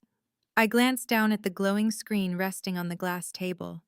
The caller identification boldly displayed Brielle's name. I let the phone ring 3 separate times, savoring the impending panic, before I slowly picked up the device and pressed the green button to accept the incoming call. I did not even have the opportunity to say a simple hello. A shrill, piercing scream erupted violently from the phone speaker, forcing me to physically hold the device several inches away from my ear just to protect my hearing. "Camille, you pathetic, useless clerk!" Brielle shrieked, her high-pitched voice echoing loudly across my spacious office. Desmond turned around from the window, immediately raising a thick eyebrow at the sheer volume of her profound disrespect. "What did you do to my accounts, you stupid woman?" "I am currently standing at the primary checkout register inside the Chanel boutique at Phipps Plaza, and the cashier just loudly told me my primary black card has been declined. This is completely humiliating. I have thousands of dollars of merchandise sitting on this counter, and people are staring at me. Fix it right now." I kept my posture perfectly straight, and my voice completely level, entirely devoid of any recognizable human emotion. "Brielle?" "I have absolutely no idea what you are talking about," I replied, projecting a tone of mild suburban confusion. "I do not manage your personal finances. Your father handles all of your banking accounts. Why are you calling me while you are supposed to be out shopping with your friends?" "Because the bank representative on the customer service line just told me the primary account holder placed a massive security freeze on the entire credit portfolio. Brielle screamed, her panic rapidly rising with every single word she spoke. She said the legal name on the master account is Camille. Why is your stupid peasant name on my exclusive credit card? You are deliberately doing this to embarrass me in front of the store manager because you are jealous of my lifestyle. Turn the credit cards back on right this second, or I will make sure my father kicks you out of our house before dinner is even served tonight. The absolute staggering delusion in her voice was genuinely breathtaking to witness. She actually believed that she was the innocent victim of a malicious administrative inconvenience, rather than the willing perpetrator of a massive ongoing financial fraud. She was currently standing in one of the most expensive luxury boutiques in the entire city, holding thousands of dollars worth of premium designer merchandise that she fully planned to purchase using stolen money. Furthermore, she had the unbelievable, unmitigated audacity to aggressively demand that her victim apologize and immediately authorize the blatant theft. I did not raise my voice in response. I did not attempt to defend myself against her ridiculous, childish accusations. I simply let the dead silence stretch over the cellular connection for a long, agonizing moment, intentionally letting her deep internal anxiety build to a boiling point. Before I could offer any sort of verbal response, I heard a sudden physical scuffle on the other end of the line. The distinct sound of shuffling luxury shopping bags and a muffled, frantic argument followed. Then a deep, resonant, and intensely familiar voice came booming through the speaker. Julian had forcibly snatched the phone directly from his spoiled daughter's hands. "Camille, what the hell is wrong with you?" Julian barked, his tone dripping with absolute unvarnished contempt and heavily suppressed rage. "I am currently in the middle of preparing for the most important award ceremony of my entire professional career, and my daughter calls me crying from Phipps Plaza because you decided to play petty, jealous games with her monthly allowance. Turn her credit cards back on immediately. Do not ever make me repeat myself to you again." "Julian," I said softly, expertly, feigning a tone of complete submission and wide-eyed confusion. The bank suddenly flagged all the recent transactions for suspected identity theft. They told me on the phone that there were several high-limit credit cards secretly opened under my personal social security number that I never personally authorized or signed for. The fraud department automatically froze the accounts pending a thorough federal investigation. I was just trying to protect our family from anonymous hackers. I had absolutely no idea Brielle was the one actively using those specific compromised cards. Julian let out a harsh, deeply frustrated sigh that vibrated through the speaker. He was clearly annoyed that his fraudulent scheme had hit a minor administrative roadblock, but he still firmly believed he was entirely in control of the narrative. He still foolishly thought I was a naive, uneducated idiot who accidentally stumbled onto his criminal enterprise without actually understanding the terrifying reality of the situation. "You are completely, utterly incompetent, Camille," Julian hissed, speaking down to me as if I were a dense, disobedient child who had just ruined a delicate experiment. "There are no invisible hackers targeting our family. I deliberately opened those accounts in your name to maximize our marital credit benefits and strategically shield our primary assets from aggressive clinic liabilities. It is a highly standard advanced financial strategy that you are clearly too uneducated and inexperienced to possibly comprehend. You had absolutely no right to contact the banking institution without my explicit prior permission. You are carelessly messing with my daughter's allowance, and you are deeply embarrassing my family name in public. Call the fraud department right now, Mint. Tell them it was a massive internal misunderstanding and verbally authorize every single purchase Brielle wants to make today." Julian was openly and aggressively confessing to federal identity theft on a completely unencrypted cellular line. He was so incredibly blinded by his own towering arrogance that he openly admitted to forging my legal signature and opening fraudulent banking accounts simply to fund his daughter's luxury shopping habits. He felt absolutely zero remorse for destroying my credit. He felt zero fear of the law because he firmly believed his elevated status as a wealthy elite surgeon naturally placed him far above the basic consequences of his criminal actions. I slowly looked up at Desmond, who was standing rigidly across the room, listening to the entire unhinged conversation through the amplified speakerphone. Desmond slowly shook his head in absolute disgust, marveling at the sheer unprecedented stupidity of the man I had unfortunately married. I took a slow, highly deliberate breath to center my focus. Julian, I completely understand why you are upset, I said, my voice dropping to a terrifyingly calm and remarkably soothing register. I deeply apologize for overstepping my bounds and causing Brielle to feel unnecessarily embarrassed at the designer boutique. I should have blindly trusted your advanced financial strategies without questioning the bank. I will handle the situation with the fraud department immediately so she can finish her shopping spree uninterrupted. Julian scoffed loudly, his massive, fragile ego completely satisfied by my swift and total verbal submission. See that you do exactly that, Camille, he snapped harshly, showing zero grace in his perceived victory. And you better have your poor attitude completely adjusted by tonight. The Atlanta Leaders of Excellence Gala begins at 7 o'clock sharp at the Downtown Convention Center. I am receiving the prestigious Businessman of the Year award, and all the prominent local media outlets will be present to document my achievement. Do not dare wear that cheap generic dress you wore to the charity dinner last month. Wear something that actually reflects my elevated status and my immaculate pedigree.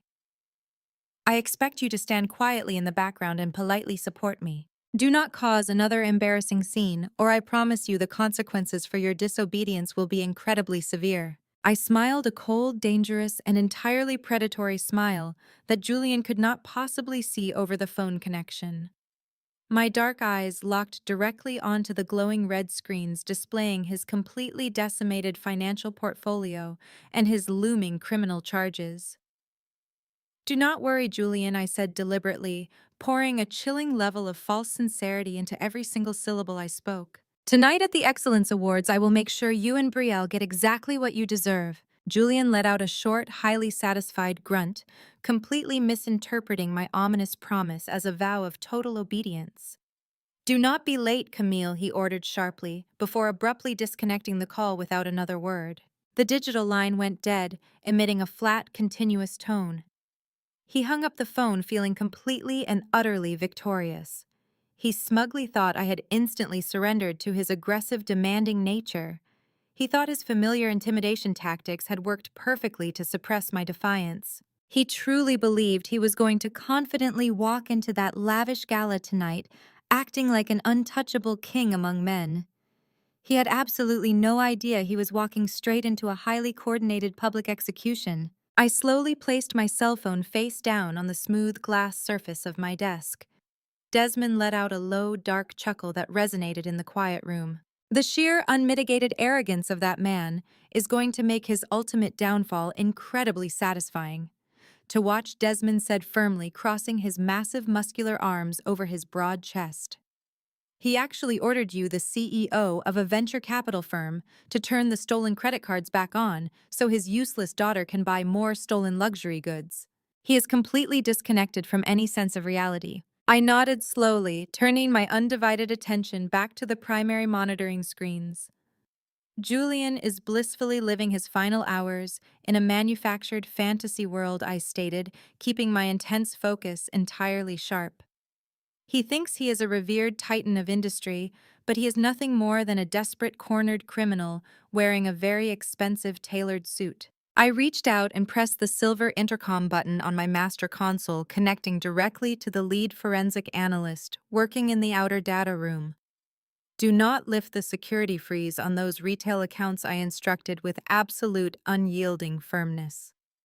Let Brielle stand stranded at the Chanel register and deal with the crushing public humiliation of indefinitely declined cards. Ensure the federal fraud alerts remain fully active across all banking networks and immediately forward the digital audio recording of Julian's recent verbal confession directly to our senior legal team. He just willingly gave us undeniable verbal confirmation of his malicious identity theft. The lead analyst swiftly confirmed the exact orders and respectfully terminated the secure connection. The financial trap was fully armed and locked into place. The final strategic pieces were perfectly aligned on the board. Yvonne was currently dealing with aggressive federal agents seizing her fake charity assets across town. Brielle was hopelessly stranded at a luxury boutique with absolutely no access to her stolen capital. Julian was busy preparing his arrogant, self-serving acceptance speech, completely unaware that his private medical clinic was actively bleeding out, and his personal bank accounts were entirely locked by anonymous creditors. The invisible financial noose was tied extremely tight around their collective necks, and they were all standing blindly on the trap door. I stood up gracefully from my leather executive chair and walked purposefully toward the private dressing suite attached directly to my corporate office. It was time to physically prepare for the evening gala. I needed to carefully select the absolutely perfect outfit for the momentous occasion. Julian had explicitly ordered me not to wear a cheap dress. He aggressively wanted me to look like a woman who deeply respected his elite fabricated pedigree. I was going to gladly give him exactly what he arrogantly asked for. I was going to wear a gown that radiated absolute unyielding, undeniable power. I selected a stunning floor-length crimson dress, expertly tailored precisely to my exact frame. It was a magnificent garment that commanded total, undivided attention from anyone in the room.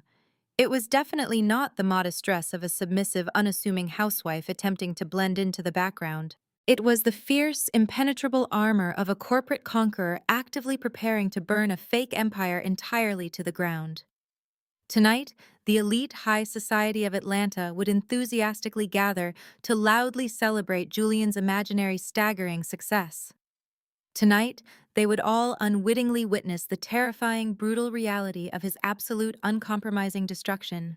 The Atlanta Leaders of Excellence Gala was the crown jewel of the city's social calendar. The downtown convention center had been completely transformed into a breathtaking palace of modern luxury. Massive crystal chandeliers hung from the vaulted ceilings, casting brilliant shards of light across the vast ballroom. Thousands of white orchids draped elegantly over gold-plated centerpieces.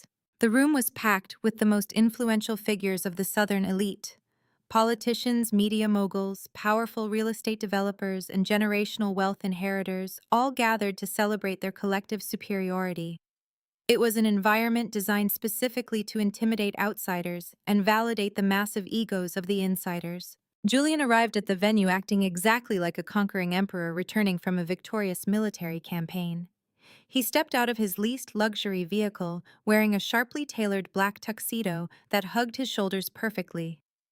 He adjusted his silk bow tie and flashed a brilliant practiced smile for the flashing cameras lining the velvet carpet.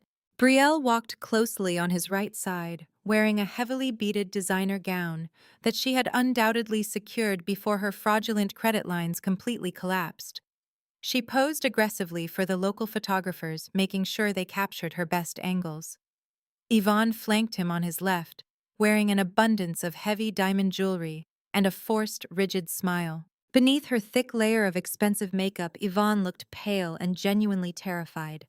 The federal raid on her charity had clearly shattered her nerves, but her desperate addiction to social validation forced her to show up and pretend everything was perfectly fine. I arrived separately in my matte black SUV and walked into the grand ballroom with quiet, calculated grace. The crimson floor-length gown I wore flowed beautifully around my silhouette, commanding immediate silent attention from the guests I passed. When I approached our assigned VIP table, Julian looked at me with a mixture of surprise and intense possessiveness. He arrogantly assumed I had worn the striking dress solely to complement his public image. He had absolutely no idea it was the armor I chose for his public execution. He did not offer me his hand. He did not pull out my chair. He simply pointed a rigid finger toward the farthest corner of our large circular table. "Sit over there, Camille." Julian commanded, his voice dropping to a harsh whisper, so the nearby politicians would not hear his cruelty. "You look acceptable tonight, but I need you to stay completely out of the camera frames. Tonight is about my legacy. Brielle and Yvonne will sit beside me for the press photographs. Do not speak to the reporters unless they ask you a direct question about my charitable contributions." I did not argue with his deeply insulting seating arrangement. I smiled warmly and walked around the massive floral centerpiece, taking my assigned seat at the very edge of the table. I was positioned so far away from the center of the action that my chair was practically sitting in the main service aisle. Waiters rushed past my shoulders, carrying silver trays of champagne and appetizers. I was completely marginalized, isolated from the glamorous conversations, and treated exactly like an unwanted personal assistant who had been forced to attend a corporate function. It was the ultimate display of public disrespect. Julian immediately launched into his charismatic performance. He stood at the front of the table shaking hands with city council members and wealthy hospital administrators. He laughed loudly at terrible jokes and confidently handed out his heavy embossed business cards. He boasted aggressively about his expanding medical practice, completely ignoring the reality that his clinic was currently bleeding out from severed credit lines. He talked about his visionary plans for the future, projecting an image of absolute financial dominance. The surrounding guests hung on his every word, completely captivated by his manufactured charm and his pristine medical credentials. Brielle sat a few feet away from me, loudly complaining to her wealthy sorority sisters about a massive banking error that had ruined her afternoon shopping trip. She lied effortlessly, claiming her private wealth manager had accidentally frozen her accounts due to a security upgrade. She drank glass after glass of expensive champagne, trying to drown out the creeping anxiety of her declined transactions. She aggressively showed off her designer shoes and bragged about her upcoming international vacations, completely unaware that she would soon be searching for minimum wage employment just to survive the week.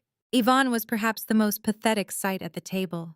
She sat rigidly in her chair, gripping her crystal wine glass so tightly her knuckles turned completely white. Several local philanthropists approached her to ask about her foundation, expecting her usual boastful updates. Yvonne stammered through her responses, her voice trembling slightly as she fabricated excuses about restructuring her charity board. She kept nervously glancing at the main entrance doors, as if she expected federal agents in tactical gear to storm the ballroom at any given second. Her profound fear was a delicious appetizer for the absolute devastation I was preparing to serve. I sat in my marginalized seat at the very edge of the table, entirely unbothered by their pathetic displays of arrogance. I politely declined the heavy dinner courses and simply sipped a tall glass of sparkling water with a fresh twist of lime.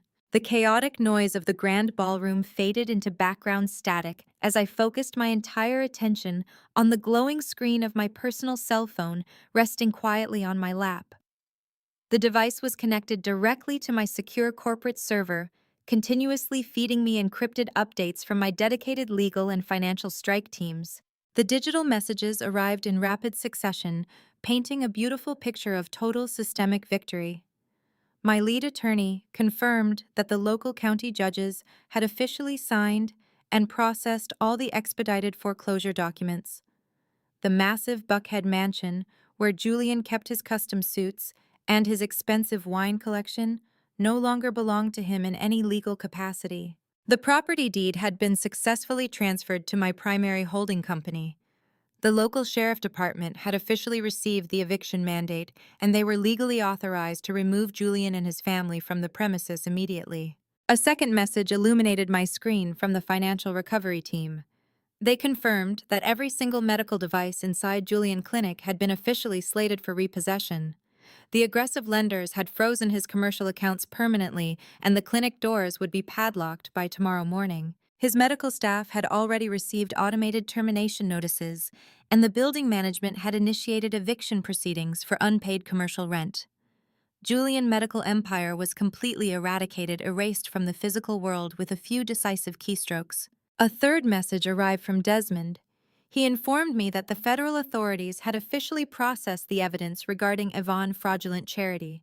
The Bureau had issued formal warrants for her arrest, and they were currently building a massive racketeering case against her entire board of directors. Her social security number was flagged across all national banking systems. She was completely locked out of the global economy and facing a mandatory minimum sentence for severe financial crimes. She was entirely doomed. The final message was the most crucial.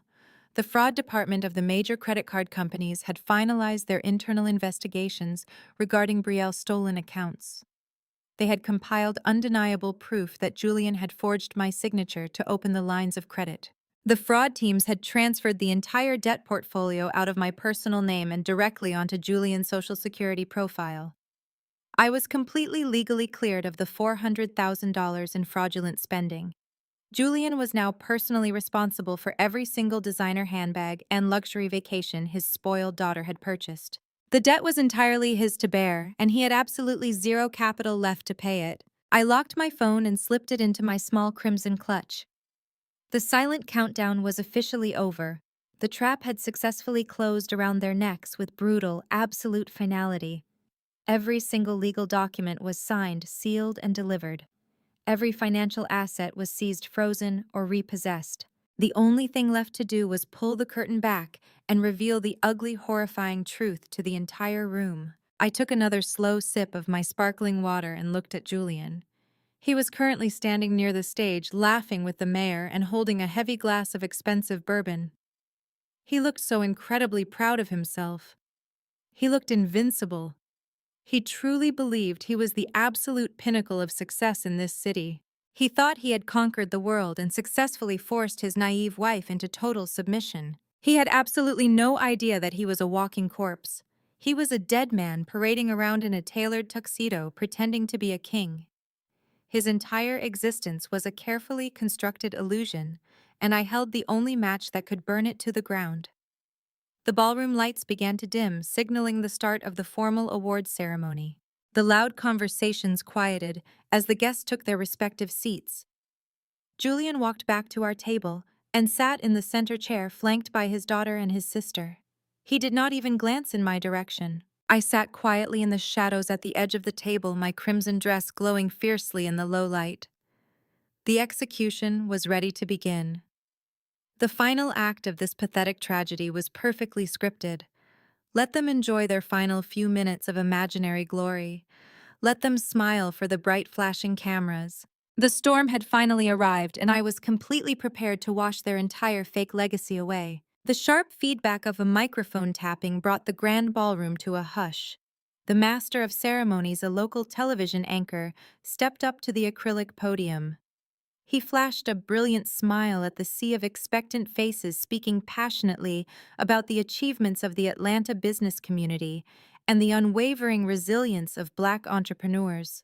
Then he shifted his focus entirely to the primary award of the evening. He described a man who supposedly represented the absolute pinnacle of medical excellence.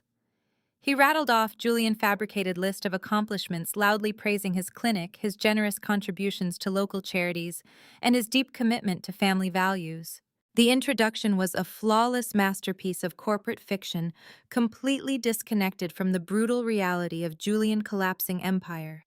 But the elite audience consumed every single word with rapt attention. They applauded enthusiastically as the master of ceremonies officially announced Julian as the businessman of the year. Julian stood up from the table, slowly ensuring every eye in the ballroom was locked securely onto his tailored tuxedo. He buttoned his jacket with practiced elegance and offered a confident nod to the cheering crowd.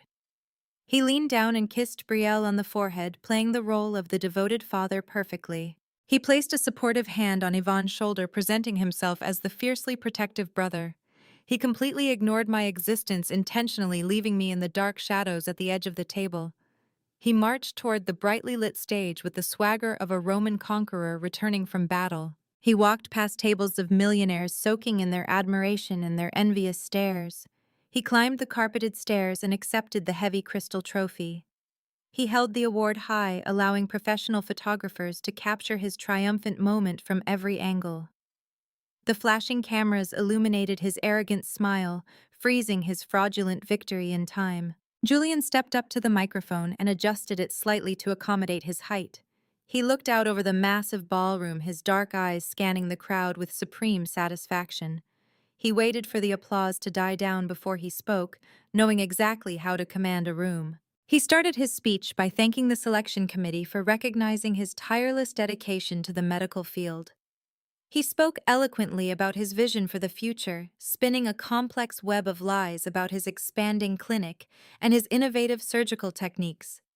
He claimed he was actively revolutionizing the healthcare industry in Atlanta. He spoke with such absolute conviction that I almost admired his psychopathic ability to lie without a single tremor in his voice. He was accepting a prestigious business award while his actual business was being permanently padlocked by commercial creditors. The cognitive dissonance required to deliver that speech was genuinely staggering to witness. His voice echoed through the high-tech sound system washing over the captivated audience. He transitioned seamlessly from boasting about his corporate achievements to praising his family lineage. He talked about the immense pressure of maintaining generational wealth and the heavy responsibility of upholding the sacred standards of Black excellence. He pointed directly at Brielle and Yvonne, calling them the brilliant shining stars of his life. He praised Brielle for her entrepreneurial spirit, proudly claiming she was actively building her own cosmetic empire. He commended Yvonne for her philanthropic work, citing her charity foundation as a beacon of hope for underprivileged youth. He was aggressively validating the two women who were actively plunging him into federal criminal investigations. The audience clapped politely, completely unaware that the glamorous daughter was a shopping addict funded by stolen credit, and the charitable sister was an efficient money launderer. Then Julian leaned closer to the microphone, his tone shifting from inspirational to deeply patronizing. He scanned the room, making sure the wealthy politicians and elite socialites were hanging on his every word. He decided it was the perfect moment to deliver his ultimate public insult. He wanted to secure his position at the absolute top of the hierarchy by stepping directly on my neck. He smiled a tight, condescending smile and shook his head slightly, as if sharing a private joke with the entire ballroom. Building an empire is not a task for the weak-minded, Julian proclaimed, his voice dripping with elitist venom. It requires a specific pedigree, a certain refined bloodline that simply cannot be taught or bought. We all know that not everyone has the pedigree to handle this level of monumental success.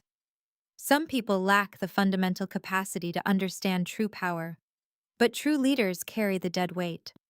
We drag the unrefined and the ungrateful across the finish line because that is our noble burden. The ballroom erupted into a chorus of knowing laughter and enthusiastic applause. The wealthy guests nodded in absolute agreement, validating his toxic classist philosophy. They loved the idea that their success was biologically ordained rather than systematically engineered. At our table, Brielle turned around in her seat and looked directly at me. She flashed a vicious, triumphant smirk, her eyes gleaming with pure, malicious joy. She raised her champagne glass slightly in my direction, silently mocking my isolated position at the margin of their family. She wanted to make absolutely sure I knew that her father was talking specifically about me. Yvonne joined in, letting out a dry, hacking laugh and leaning over to whisper something cruel to the woman sitting next to her. They were reveling in my public humiliation, completely intoxicated by Julian's arrogant declaration of superiority. I did not flinch. I did not look away. I stared directly back at Brielle and held her gaze until her triumphant smirk began to falter under the weight of my absolute icy calm. I took another slow, deliberate sip of my sparkling water, enjoying the crisp, refreshing taste of the lime. I let the cold carbonation slide down my throat as I processed Julian's deeply insulting speech. He had just stood on a public stage in front of the entire Atlanta elite and called me dead weight. He had proudly claimed he was carrying me across the finish line.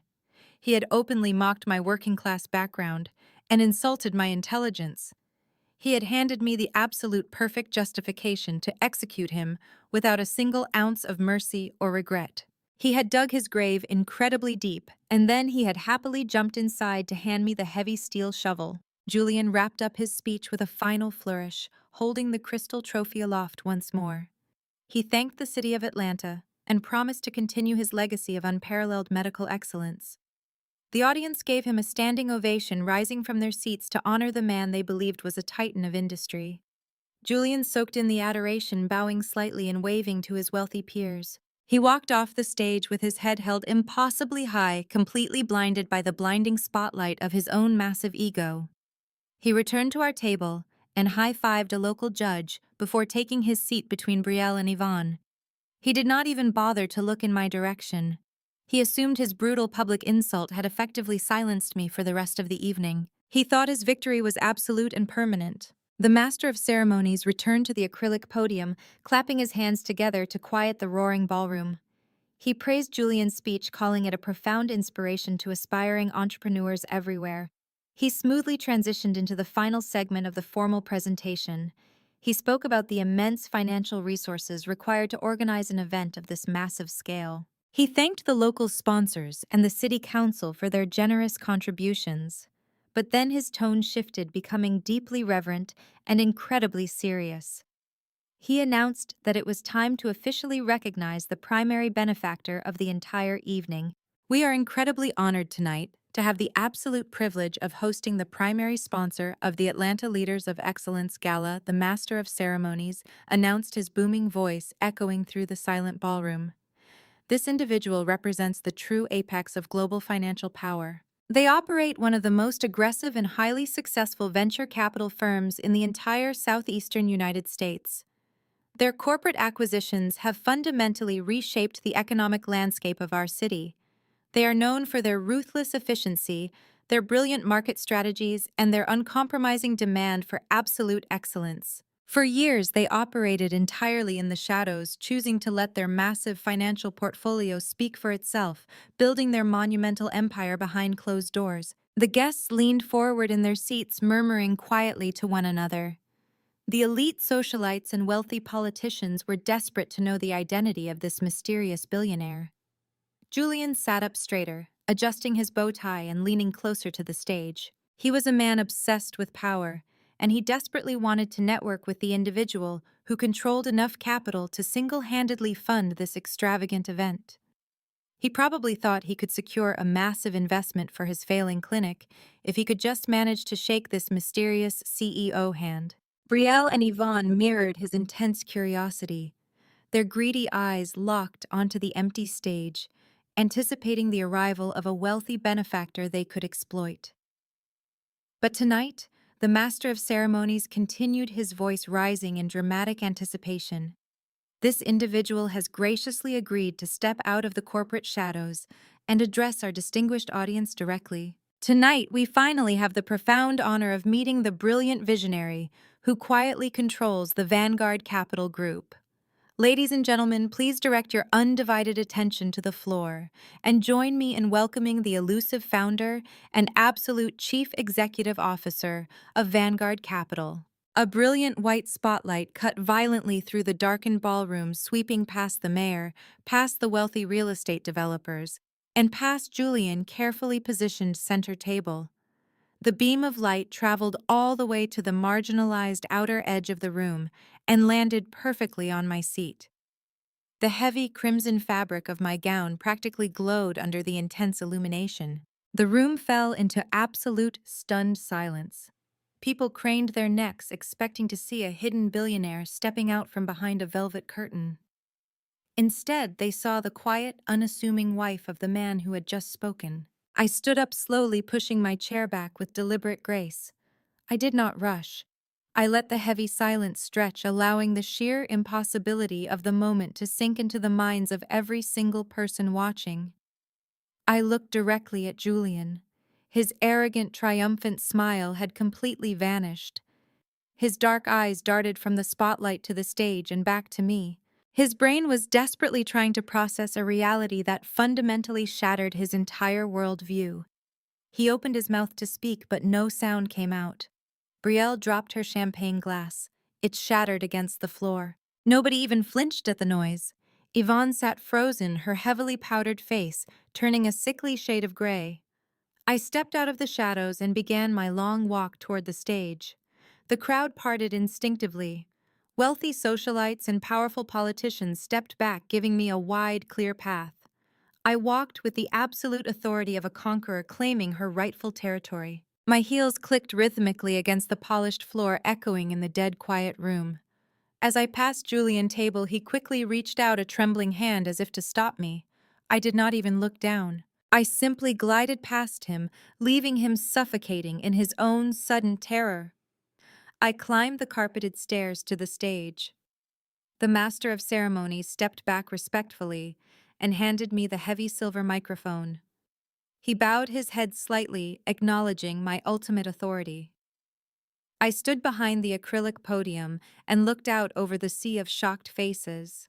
I placed my hands flat against the edges of the stand, projecting total, uncompromising control. I took a slow, deep breath, savoring the crisp, electrified air of the massive ballroom. I locked my eyes directly onto Julian, who was gripping tight. He gripped the edge of his table with white knuckles. He looked like a man standing on the tracks watching a massive freight train speeding directly toward him. "Good evening, everyone," I said, my voice smooth and perfectly amplified across the silent convention center. "Thank you for that incredibly warm introduction. It is truly an honor to step out of the corporate shadows and finally address all of you tonight." I paused, letting my eyes sweep across the wealthy audience. I saw recognition dawning on the faces of several prominent bankers who had previously dealt with my own anonymous holding. My holding companies managed billions, but tonight was purely personal. "I want to take a moment to personally congratulate my husband Julian," I continued, gesturing gracefully toward his table. His speech tonight was incredibly moving. He spoke so passionately about building his empire, about family values, and about the heavy burden of carrying dead weight across the finish line. He stood on this very stage just a few minutes ago and proudly reminded us all about the importance of pedigree. He even mentioned that in his house his word is absolute law. The entire audience remained completely silent, hanging on. They hung on my every syllable. They could feel the terrifying shift approaching. The heavy tension in the room was suffocating. Julian was visibly sweating now. A bead of perspiration rolled down his temple, staining the collar of his expensive tailored tuxedo. "My husband frequently told me that I have absolutely no say in his house," I said, my voice dropping to a cold, lethal register. "And the truth is, he is legally correct. I have absolutely no say in his house." I smiled a sharp, dangerous smile, because as of 9 o'clock this morning, my venture capital firm executed. My firm executed the final foreclosure documents on that Buckhead property, I announced firmly. My words struck the silent room like a physical blow. The $3 million estate he claims as his kingdom no longer belongs to him in any legal capacity. It is my house. My firm bought the distressed debt he desperately tried to hide. I hold the deed. I hold the mortgage, and he has exactly 24 hours to vacate my property before the county sheriff physically removes his belongings to the curb. The entire ballroom gasped in unison. A collective shockwave of pure, unfiltered scandal rippled through the elite crowd. Politicians covered their mouths in pure shock.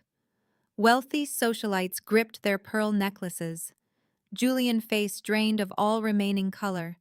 He collapsed back into his chair, looking as if he had just been physically shot. Brielle shook her head wildly, looking from her father to the stage in absolute horror. But I was not finished.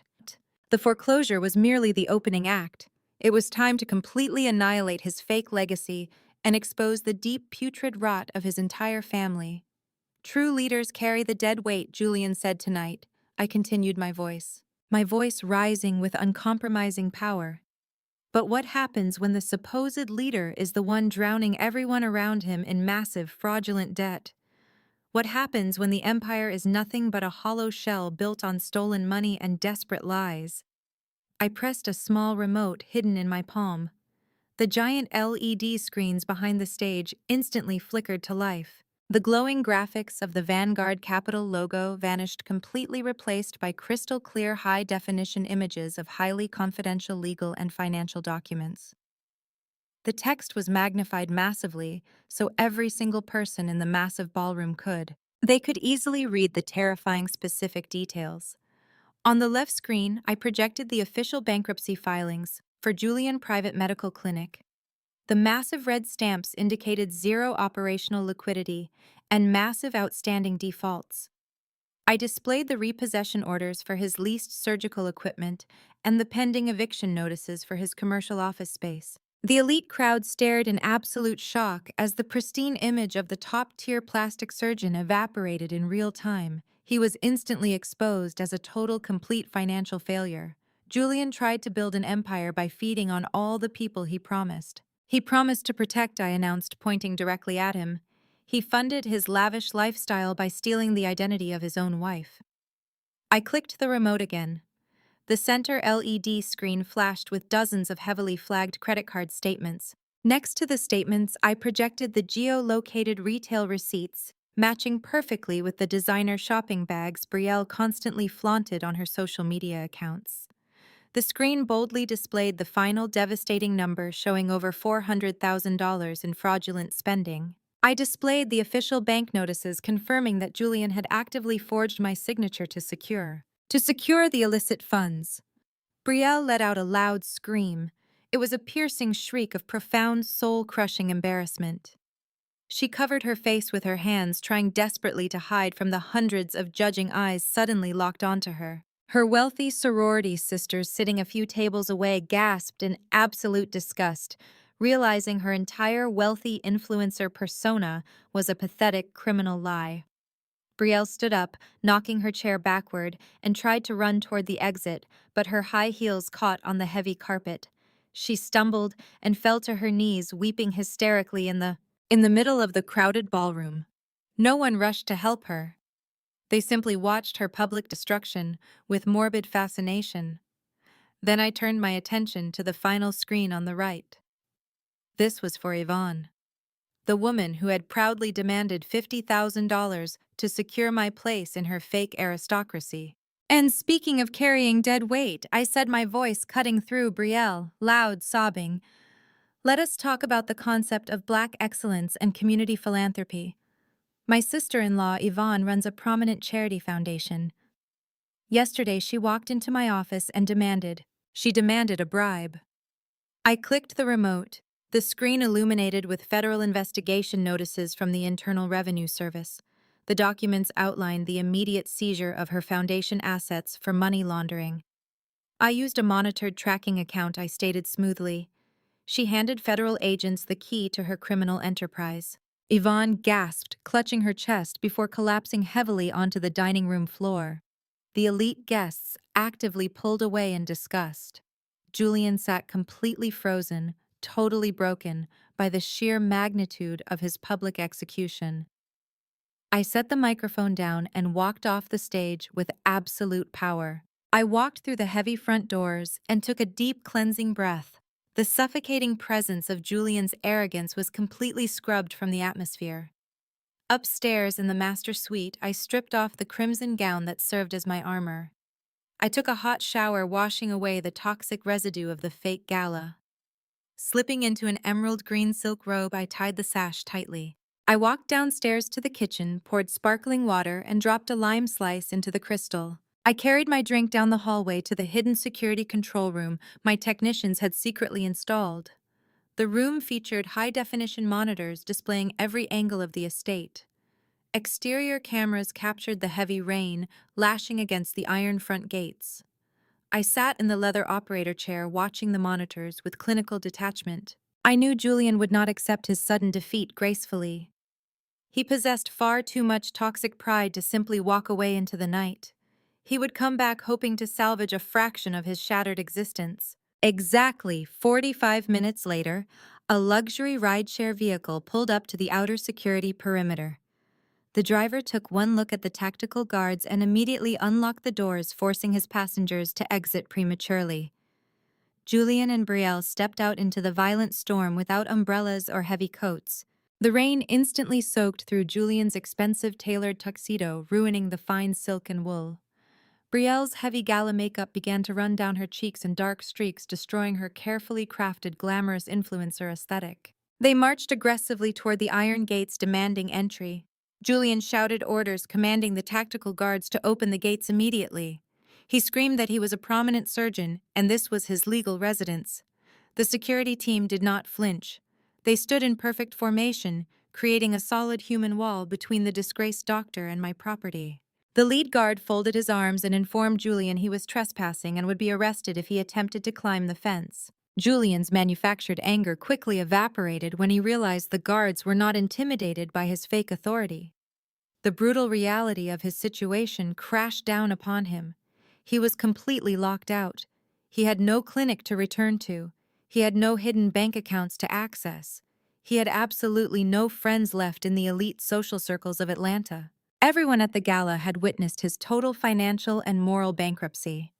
He was a ruined man standing in the mud with absolutely nothing to his name. I reached out and pressed the silver intercom button on the security console. My voice projected clearly through the high-grade external speakers mounted on the stone pillars near the front gates. You have 24 hours to vacate the premises, Julian. I stated, my voice cutting sharply through the sound of the pouring rain. But your physical presence is no longer required or permitted inside the main house. Do not attempt to breach the security perimeter. Julian flinched at the sound of my voice. He grabbed the wet iron bars of the gate and pressed his face against the cold metal. His arrogant facade completely shattered. The titan of industry vanished, leaving behind a pathetic, desperate beggar. He dropped heavily to his knees in the mud, ruining his expensive trousers. The rain pounded relentlessly against his back as he looked up at the security cameras. Camille. Please. Julian begged, his voice cracking with raw, unfiltered panic. Please let me inside. We can talk about this. We can fix this. I am your husband. We took vows to protect each other. You cannot just leave me out here in the cold. I have absolutely nowhere else to go. My colleagues will not answer my phone calls. The bank seized my emergency funds. Please, Camille, we have family ties. We can go to counseling. We can rebuild everything together. I watched his pathetic display of weakness on the monitors. He was trying to invoke the sanctity of our marriage vows after spending months plotting to throw me out on the street with absolutely nothing. He was begging for mercy from the exact woman he publicly humiliated just hours prior. I did not do this to you, Camille, Julian cried, gripping the iron bars tighter. It was Brielle. She is out of control. She stole those credit cards. I tried to stop her, but she manipulated the banking documents. She is a spoiled, ungrateful child, and she ruined our beautiful marriage. I will send her away, Camille. I will cut her off completely. Just please let me come home. Brielle gasped in absolute horror. She stood freezing in the rain, staring at the man who had enabled her toxic behavior her entire life. Her own father was actively throwing her directly under the bus to save his own skin. He was willing to sacrifice his precious daughter to regain access to my wealth. The sheer cowardly betrayal shattered whatever fragile bond they had left. You liar, Brielle screamed, hitting her father on the shoulder. You forged those signatures. You told me to spend that money. You told me Camille was just a stupid placeholder who deserved to be drained. Brielle rushed toward the intercom speaker, pushing her father out of the way. She looked up at the camera with wild, desperate eyes. Her heavy mascara ran down her face, making her look completely unhinged. Camille, please, Brielle sobbed hysterically, her voice shaking with intense fear. I am so sorry I made fun of your gift. I am sorry I called you a clerk. Please do not let the blogs post those receipts. The gossip accounts are tagging me on social media. My sorority sisters blocked my phone number. If people find out I am broke, my entire influencer career is permanently over. I will lose all my brand deals. I will be a total laughingstock. I will do anything you want, Camille. I will clean your floors. Just please tell the media it was a big misunderstanding. Do not let me lose my followers. She was crying over her fake internet followers while standing in the freezing rain. Her priorities were incredibly distorted. She could not comprehend the severe federal charges heading her way. She was terrified of losing her social media status when she should have been terrified of federal prison. I sat in my comfortable leather chair, wearing my warm silk robe, sipping my sparkling water. I felt zero pity for either of them. They were toxic parasites, finally violently detached from their host. They were experiencing the exact pain and humiliation they eagerly planned to inflict upon me. I pressed the intercom button one final time. I did not yell or express anger. I spoke with the terrifying calm of an executioner delivering a final procedural update.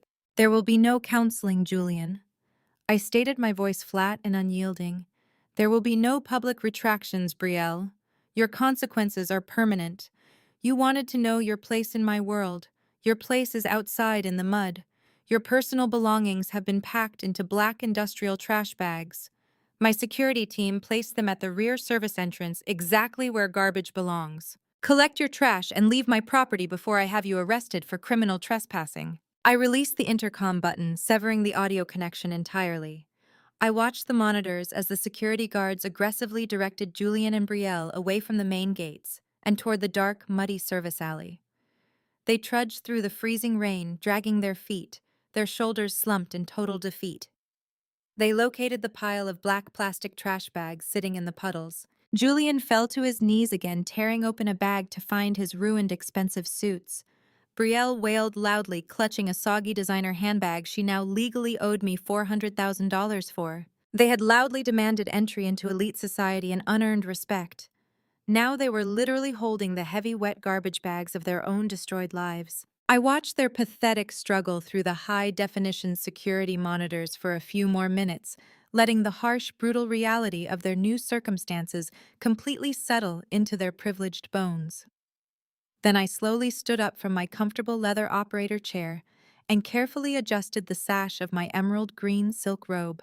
I walked back down the quiet, illuminated hallway to the main foyer where my brother Desmond was already waiting by the heavy oak front doors.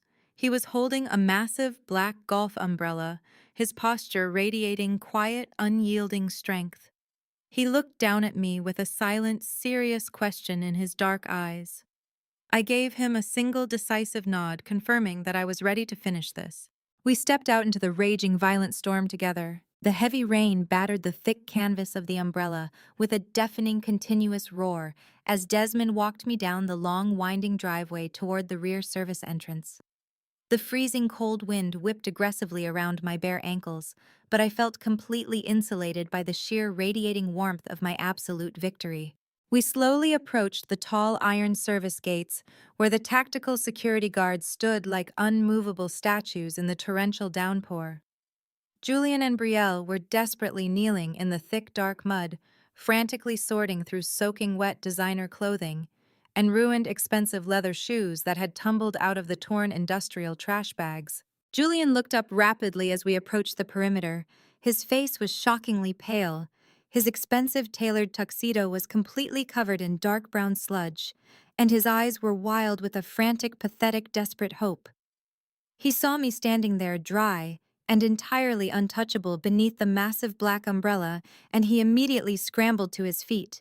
He lunged forward aggressively, reaching through the cold, wet iron bars of the gate, trying desperately to grab my hand. I stepped back immediately, easily, avoiding his desperate, frantic grasp. He hit the heavy iron gate with a dull, heavy thud, his wet, muddy hands sliding down the slick metal bars in total defeat. "Camille, please," Julian sobbed, his voice cracking and barely audible over the roaring thunder. "You have proven your point. You are incredibly powerful. You are absolutely brilliant. I was completely wrong to ever doubt your capabilities. Just please let me inside the house. I will do whatever you want. I will sign any document you put in front of me. I will publicly apologize to you in front of the entire city. I will give you the clinic.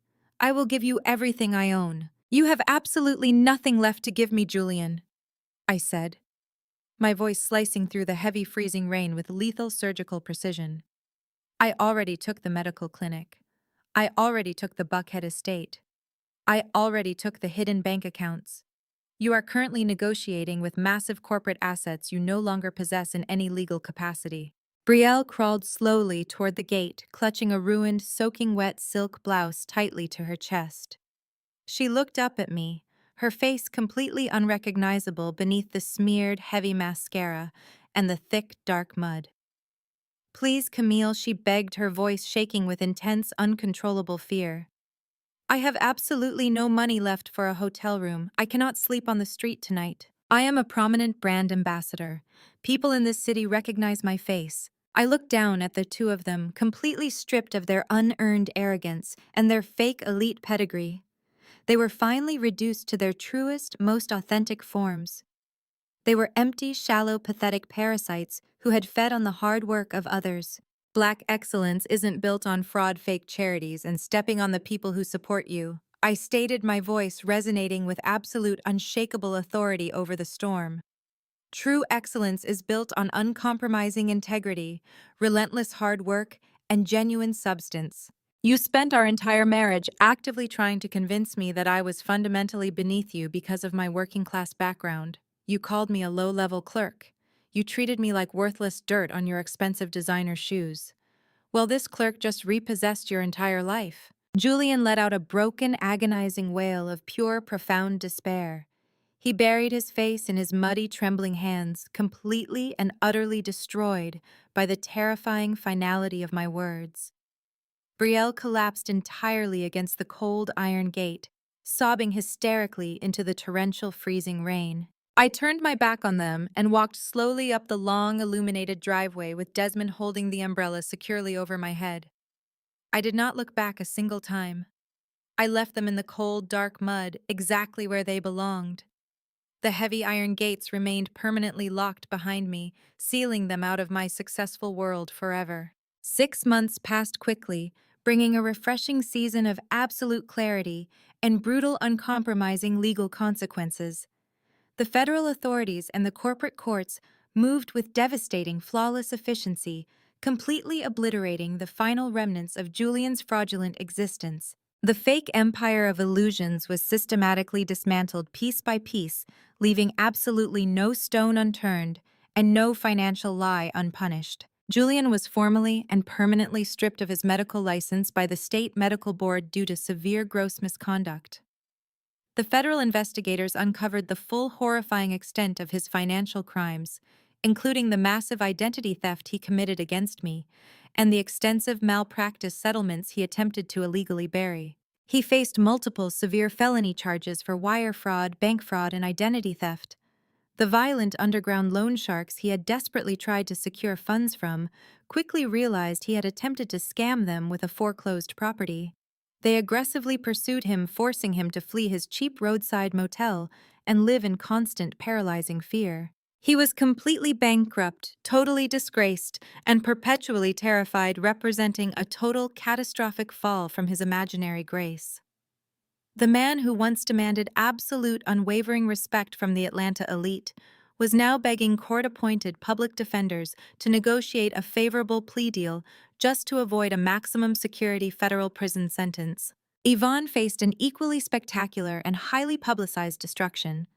The swift federal raid on her charity foundation yielded massive mountains of undeniable physical evidence, proving she had orchestrated a highly sophisticated money laundering syndicate.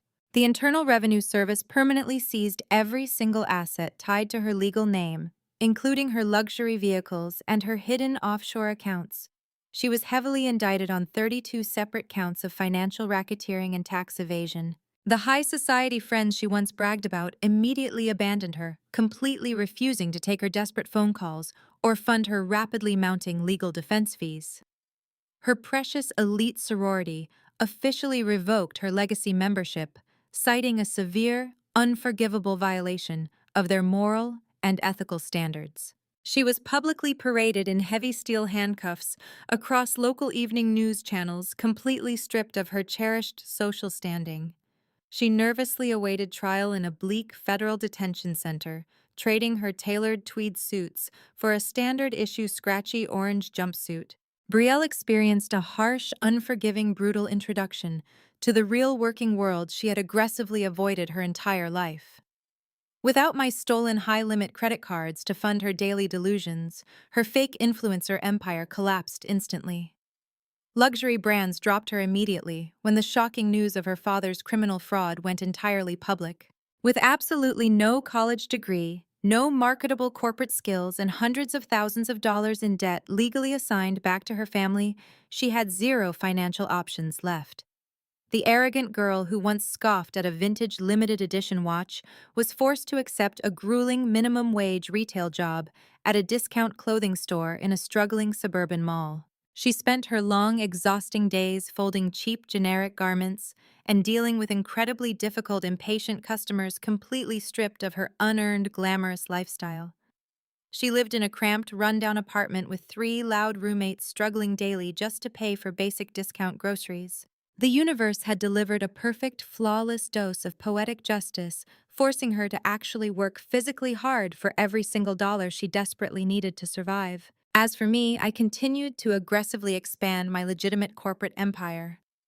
The local media constantly attempted to uncover the true identity of the mysterious billionaire venture capitalist who had orchestrated the spectacular public takedown of the prominent Atlanta surgeon, but my corporate firewalls remained entirely impenetrable. I maintained my absolute strict privacy, allowing the general public to endlessly speculate, while I focused all my energy on tangible, massive financial growth. I sat comfortably in my massive corner office at Vanguard Capital Group, bathed in the warm, golden light of the setting evening sun. The beautiful Atlanta skyline stretched out before me, a vast landscape of endless opportunity and immense economic power. The city hummed with continuous kinetic energy, and I quietly controlled a highly significant portion of its financial heartbeat. I was currently reviewing a new complex multi-million-dollar acquisition portfolio. It was a massive commercial real estate deal that would effectively double the operational footprint of my primary holding company. The numbers on the glowing computer screens were crisp, precise, and entirely legitimate. There were no hidden illegal loans, no forged signatures, and no desperate, pathetic attempts to impress shallow people. Every single dollar was earned through strategic corporate brilliance and relentless, uncompromising hard work. Desmond walked confidently into my office carrying a fresh cup of dark coffee and a new thick stack of highly classified executive briefs. He wore a sharp-tailored suit, projecting the quiet, undeniable strength of a man who had conquered his own personal demons to build a lasting, powerful legacy. He set the hot coffee on my polished mahogany desk and smiled warmly, offering a silent, respectful nod of profound mutual understanding. We had started from the absolute bottom, surviving the harshest environments the city had to offer, and we had successfully conquered the highest peaks of the corporate world without ever compromising our core ethical principles. I took a slow, appreciative sip of the dark, rich coffee and looked back out at the glittering modern city skyline. I thought briefly about Julian, Yvonne, and Brielle. They had fundamentally, completely misunderstood the true core nature of power. They mistakenly believed that power was loud, flashy, and heavily dependent on the constant superficial validation of other people. They thought power was an expensive designer suit, a leased luxury car, or a boastful, arrogant speech delivered to a room full of superficial socialites. They were completely, entirely wrong. I signed the final page of the massive multi-million-dollar acquisition contract using my registered corporate proxy signature. The black ink dried instantly, legally securing another massive, undeniable victory for Vanguard Capital Group. I closed the thick leather folder and leaned back in my comfortable executive chair, feeling a profound, deep sense of absolute, untouchable peace. They wanted to break me. They wanted to use me as a convenient stepping stone to elevate their own pathetic, fragile illusions. Instead, they handed me the exact precise tools I needed to completely eradicate their entire fake existence from the map. A satisfying, empowering closing thought settled deep into my mind as I watched the vibrant city lights illuminate the darkening evening sky. True power doesn't need to be loud, it just needs to be absolute.